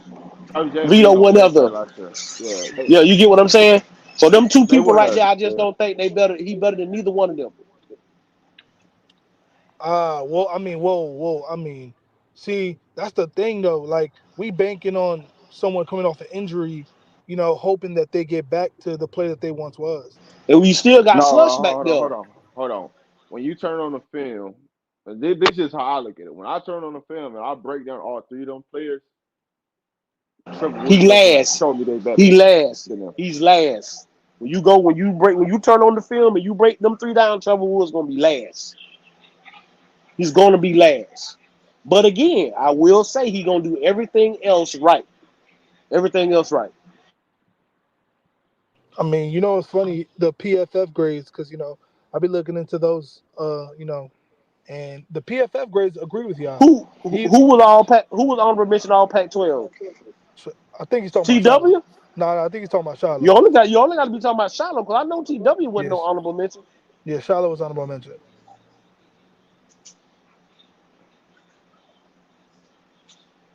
But you got people saying if he play that we playing daddy ball. If Shiloh start, we I playing daddy ball. They said I Herman. They said Herman Herman Smith. Smith. I like Man, I like him. like who? Herman? Herman Smith. Yeah, he played at Jackson State with Prime them, and then he Yeah, went he to just got Idaho. Yeah. he just got back. He just came back to Colorado. So what I'm saying is it's a lot of people in that room to where if TW is starting, we gotta look at ourselves in the mirror. And that's just I being honest. I like Miller Jones, the freshman from last year that was That's just a flying good one. around. That's Bingo. I like That's him. the guy. I like him. That guy that's the right there. one. That's the one. That's the one. I like No, Okay, him. hey can, look, oh, go ahead. go ahead. Go ahead. No, I was just gonna No, say, no. can we just say anybody but? Like, No, Listen, it's but what I'm saying, go- Tanisha, if he's playing, we gotta look these kids in the face We got to and ask want it to why. be. We gotta ask why. Y'all can't be no, doing everything. but that's what I'm saying. Like, can we just say, like, if he's there, something went wrong. I'll go for that. I'll go If for he's that. on the Yeah. field, something has went wrong. I mean, he's gonna be on the field on special teams. He's gonna be on every special team. Every special team. now give credit to right Trevor Woods. He made Can y'all hear Rob? I can't hear him. I I think can't he either. just went out. I He Rob, think went he out. just went out. Rob just What Oh, he entered the said? transfer portal. Rob Who? Rob, Rob Hey, entered that the cat transfer said. portal. Hey, listen, but I hope he goes to Texas. Hook 'em. hey, don't start. Hey, listen, don't start that hook'em stuff. Don't start that, man. We got enough of that during the week. Every time you turn on a post, Texas doing something else. So we get tired of that during the week. Rob my, has my withdrawn from the transfer portal. yeah, man. With that being said, man, Trevor Woods did make honorable mention last year. You know what I'm saying? You still gotta give him his credit where credit He due, right? did? I want to say he was honorable mention in the Pac-12, all Pac-12, if I'm not mistaken.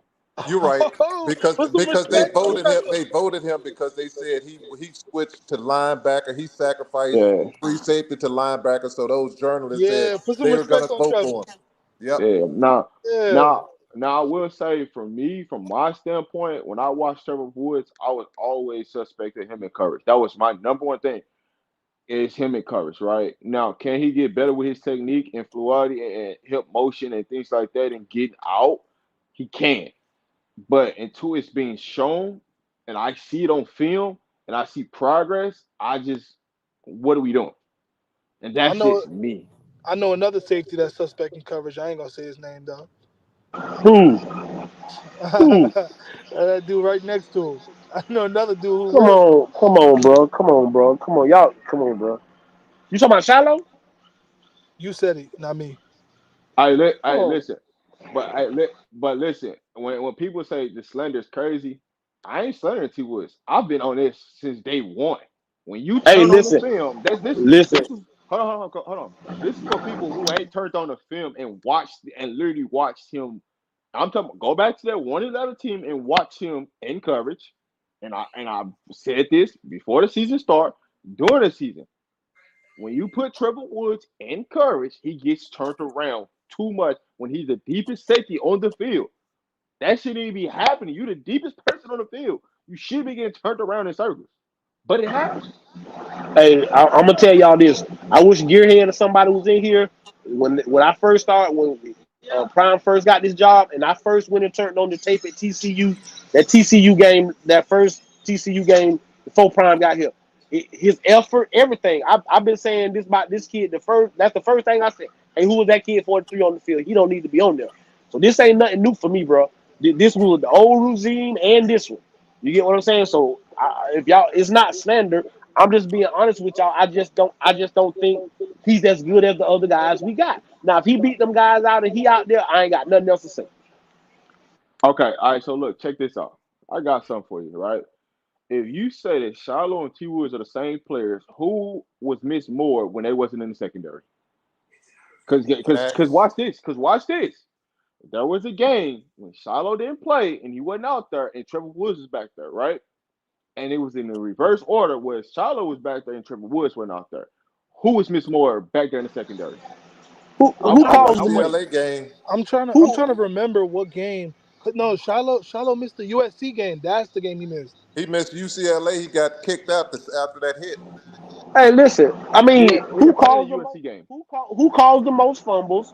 Who made the most plays? Like, come on, be for real. Nah. Like, Shiloh could hit. Hold on. Now that I'll give him that credit. When like we talk about safeties around the countries that like hit hard and really lay that wood, Shiloh up there. I'm gonna keep it a buck. And he got a Shiloh touchdown. And he scored a touchdown. Shallow's up there, but all I'm saying is when it comes to coverage, and it's funny that Quavo called him out on it, and that was hilarious to me when because Quavo know ball, and he know what he saw from Shallow. He know what he saw, and we all know what we saw. But when you're not creating no pressure, I don't care who you are. They but created listen, zero pressure. we had zero pressure. Zero. You can't. That's another thing. Like I think a lot of people we They put picked you on in our bad corners. position. We talked about our corners real bad, and okay, and some of this was granted. But when you back there taking a nap, sipping on tea, eating a sandwich, and all that, and still being able to throw the football, bro, ain't no cornerback can cut. This is Ask the what you Dallas tell a corner. Cowboys. This is what you ask the corners to cover for no more than 5 seconds.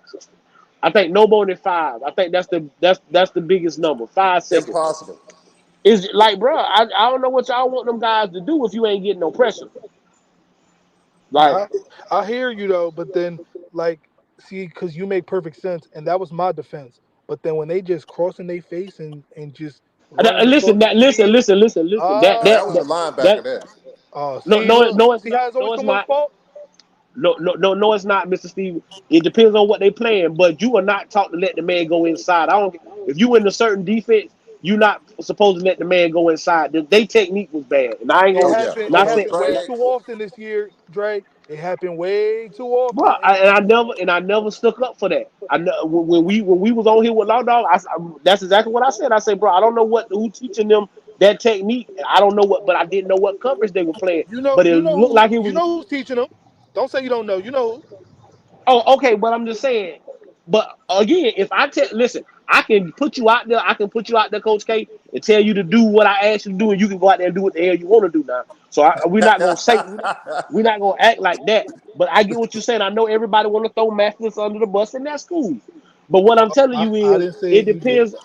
I did, because that's what everybody want us to say it, and I don't have no problem saying it. But I also don't have no problem saying go back and look at the people that he developed at Jackson State with with the top notch defense in the country, and nobody had nothing to say then. Same thing I say about Kevin Hart. He had the best defense in the country, and Coach Hart had the best linebackers in the country, but nobody talks about that. I ain't gonna lie. You So just you messed see me. what I'm? You said Kevin Hart. I thought you was about to get into the whole No, Kevin my bad, Hart, my Kevin bad. You Williams. mad me, Coach? I Andre mean, I'm Hart. talking about, yeah, Coach Hart. Coach Hart. Yeah. So what I'm saying is nobody talked about that. They had the best defense in college football. I ain't talking about HBCU football. I'm saying they had the best defense in college football with the best linebackers, but he don't get credit for that, right? But y'all want him to take all the credit for this BS that went out there last year. Man, I just let's not open up want that people to can be of worms. fair. Let's not reach All I'm asking, bro, all I'm saying is be fair with it. That's all I'm asking. That's all I'm asking, bro. I also think like we were 4-8. I just kind of want to act like last year didn't even happen. Like At least I just want to see what I what we want people got to now. understand. What I want people to understand, Doc, is that he picked from the bottom of the barrel last year. Like, okay, Bottom. so this what I'm saying. This what I'm saying, Doc. So now it's the draft, and we telling you is you can pick from his 7th-round talent. Now No, it's terrible. we can't Let me sit here and say, go ahead, let me read that let right me there. let me address this. I'm not even gonna read that. If I know some of y'all new to my show, I've always said the one area that Shiloh needs to do is wrap up. That when he's hit somebody and they give a big run touchdown or anything like that, Shiloh came down the hit and did not wrap up. That's always one of the things I've always held Shiloh accountable for. His coverage skills can get better, but overall, the biggest thing with Shiloh is wrapping up. You're always in the play to make a play. You just got to finish the play, and that was a key area overall for the CU Bucks last year. When you talk about the defense, is either people scared to go make a tackle, scared to go hit somebody, or they hit somebody and they scared to wrap up. Hey, hold on, but since we talking about him, well, why the Eagles at the house? Why Dallas at the house? Why the Eagles at the house? They at the house because they can't tackle. Like it's Right? not, the biggest thing is because they don't want to practice it, guys. They do not like to hit. I mean, you even hear it even when we watch the well-off media videos. You hear Coach Prime say, "Hey, you ain't supposed to take them to the ground. You're not supposed to do this." So I think it's about the repetition and what they being taught. So they're not really tackling like that. But when it comes to Shiloh, he's the most physical safety I think we got between him and Slush. Is him and Slush for me. You get what I'm saying? But Mr. Nisha, what I was saying was just imagine the Steelers having to pick all 7th-round talent. Everybody grade out 7th-round, but you can't. But Tanisha, you can't tell them guys they 7th-round talent. I mean, we got a few 6th-rounders, and you might got a few 5th-rounders, but we got to make these kids feel like they 1st and 2nd-rounders. Coach Dre, I'm agreeing with you. Yeah, I feel you, but that's what I'm saying. So to me, I agree with you. I want to throw last year out the window, but you can't because it's on paper, it's on wax. Ain't nothing we can do about that. No, what I'm I saying though is I think that there's 11 guys on the football field. And if everybody isn't doing their job, it's going to impact the other guy's job. That's just how it goes. So when you're looking at a team that just wasn't very good, that didn't do a lot of things good, we can pick at every single person that played last year, except for the punter, because I think the punter was the MVP of the whole team, and think about things they could have done differently. We could do it with the left guard, the right guard, the linebackers. We could even do it with Shador. Everybody did something last year that wasn't good, is my point. That's why we're 4-8. So it's like, I get the argument and like the nitpicking and the this, because we all think, this person should have done this and we can tell them how to do it better. Like, I got that. But even if Shiloh was better, why did the quarterback on the opposing team have like 11 seconds to do anything? That's bad football. So of course the back end is going to be good. Bad. I The front mean, end terrible is football. bad. Terrible honestly, football. the number one reason why we were in the position we were in, because Shador Sanders got sacked more than any quarterback had in the last 10 years. But you And you can But go then, look it up. No. and then, but then, but even Even then, that TCU game shootout. If Shador Sanders doesn't get sacked for a record-setting, no other quarterback has been sacked that many times. You got to go back 10 years to find that. But you gotta hold the defensive line accountable, man. No. I am, but I'm saying, had we been slightly better on the offensive line, that's 7 games. Slightly better. You don't have to be drastically better. Slightly better. When you've been sacked 70 sometimes, you're gonna hold the ball long. You're gonna be, man, your instincts are gonna mess with you when you back there. So I'm just saying, you improve the line, they go to a bowl game. The defensive line, yeah, anemic. But Prime said that from the get-go. We got to get better in the trenches. We got to. He was saying that when he was talking to Shannon Sharp last year in December. So that wasn't any. I wasn't under any illusion that magically you get better. Now that doesn't happen. You have to recruit those players. But I'm saying that's the reason why the record was 4-8. We literally could have, if we got sacked less, Shador got sacked less, 3 of those games we could have pulled out. And the games that were close that we lost, 3 of those games we could have pulled off if he don't get sacked as much. That's all I'm saying. Yeah, I agree with you. And then I think the other point too, when it comes to football, because this is the thing I complain about my Steelers about, right? When you go 3 and out over and over and over and over and over, the defense literally has maybe 2 minutes at the most to rest, and now they're back on the field. I don't know about you, but when I'm working out and I'm tired and you want me to go do another set, I'm not as good as the first set because I'm tired. And my point is I think that it's so easy for us to look at the film and watch every single player and critique everything. I get that. That's what people have been doing for years, and it will always continue. My point is there's more context of a football game than just one guy doing one thing. Because 3 and outs hurt a team. Not getting any pressure on defense hurts a team. Not getting the right players in for the right, all of these things are impacting the game. It's not just about a specific player and what he can and can't do. That's the point I was trying to make to you, Coach Dre. Is I hear all of that, but also there's these other things that have impacted us that I feel like we never talk about. But I mean, but I don't never bring that up because I don't think people really want to hear that. Oh, that's an excuse. I mean, I said that one time. I'm like, so the defense go out there and get a three and out, and in 20 seconds they right back on the field. Like, that's an excuse, man. Y'all got an excuse for what you're doing. Y'all just what y'all want them to do? They just went out there, got you a 3 and out, and we go run out there, run 3 plays in 20, 30 seconds, and the defense right back out there, and we ask them to do it again. Like that, and we didn't have that kind of defense. We didn't have the steel curtain out there or the Ravens with Ray Lewis or nothing out there playing defense. That ain't what we had. Go ahead, see you, boss. What's up, panel? What's going on? Yeah, go ahead, Rob. I'm gonna tap in a few minutes. I'm driving through a bad signal area. Okay. If anybody want to respond, go ahead because I'm about to end this live here about 5 minutes. What was the last point Coach Dre was talking about? No, I'm just saying, people, whenever you say, like you heard what Mr. Nisha said about the defense, they get a 3 and out, and then the offense will put the defense right back out there. But when people say that, people will say, "Oh, y'all trying to make excuses for Shador, or we trying to make excuses." But like you say, that's football. If my defense go out there and get me a stop, but in 20, 30 seconds, we putting them right back on the football field because we don't run out there and fast-paced offense, it ain't getting no first down. What you expecting these kids to go out there and do? Oh, so you talking about Oregon, where we gave up 21 points in what it seemed like 5 real minutes, like 5 minutes of real time. I never seen I don't think like that. Listen, bro, it wouldn't even. Okay, Oregon at the beginning of USC game when the defense came out and gave us a couple stops, we go right out there in 30. We go right out there in 30 seconds, and we putting the defense right back on the field. But them excuses if people, but it's football.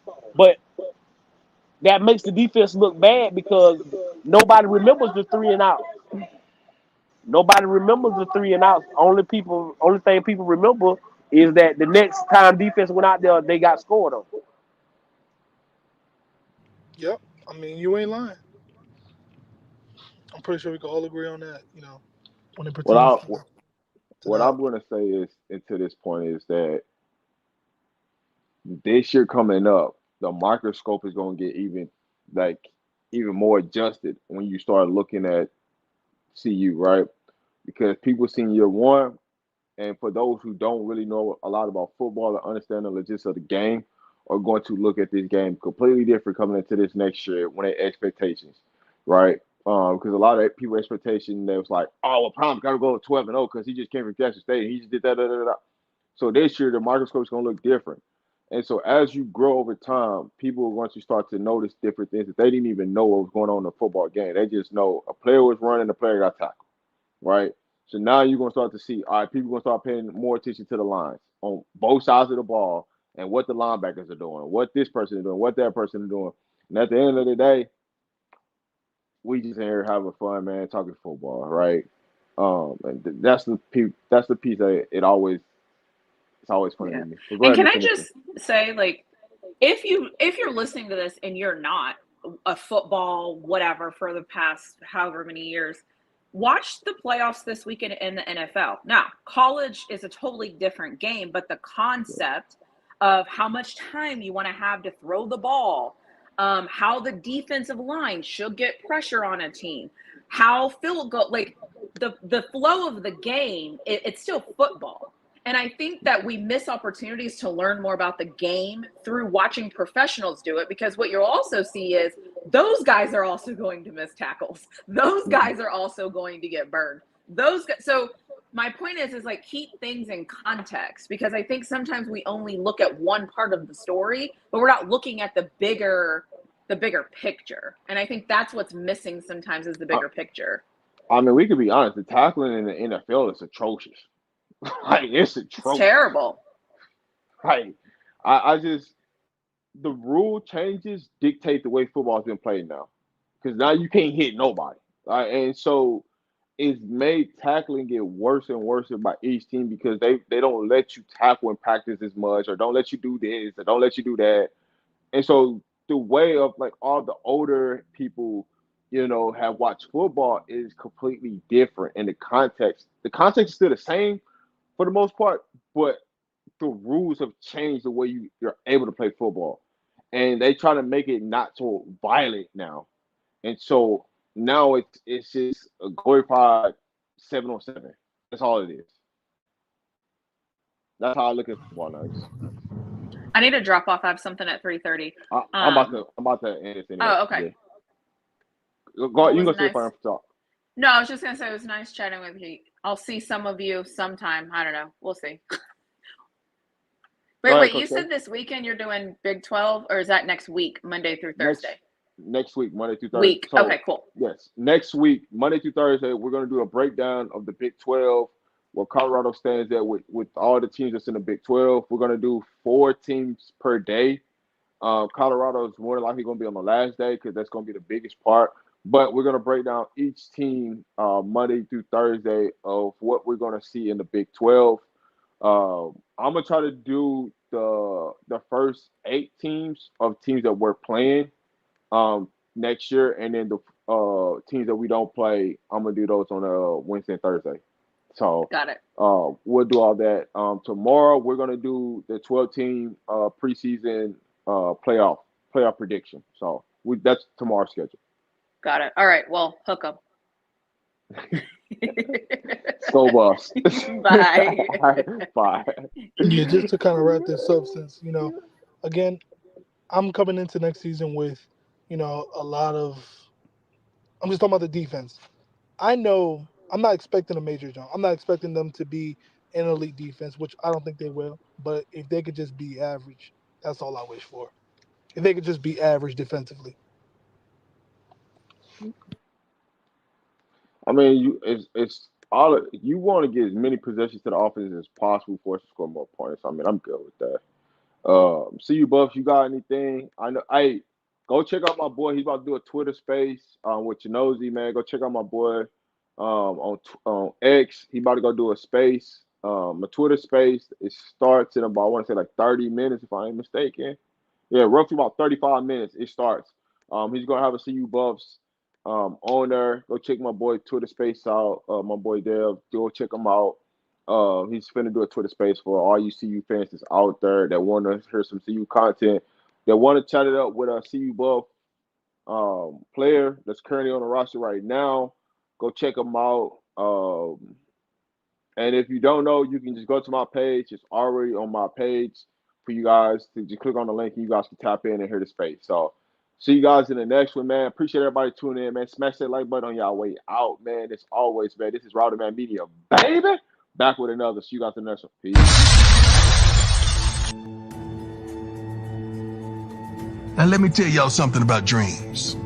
Listen up, because this is something I found out a long time ago that goes against everything you see in a movie, on TV, or what your great grandma may have told you when you were a kid. See, dreams don't happen overnight. That ain't how it works. See, they come to you in the daylight, you gots to be awake. Cause baby, you got to run dreams down. See, that chase is when we learn the most about ourselves. To take that extra step, that extra mile, that extra rep. Now look here. You don't never know how long it's gonna take or exactly what it'll look like when you get there. The only thing you know is you can never stop. So, question time. What's your dreams? What's your dream? Are you willing to do what it takes to make that dream a reality? No. See, not while you're sleeping, but every darn day you wake up. Because if it does, good morning.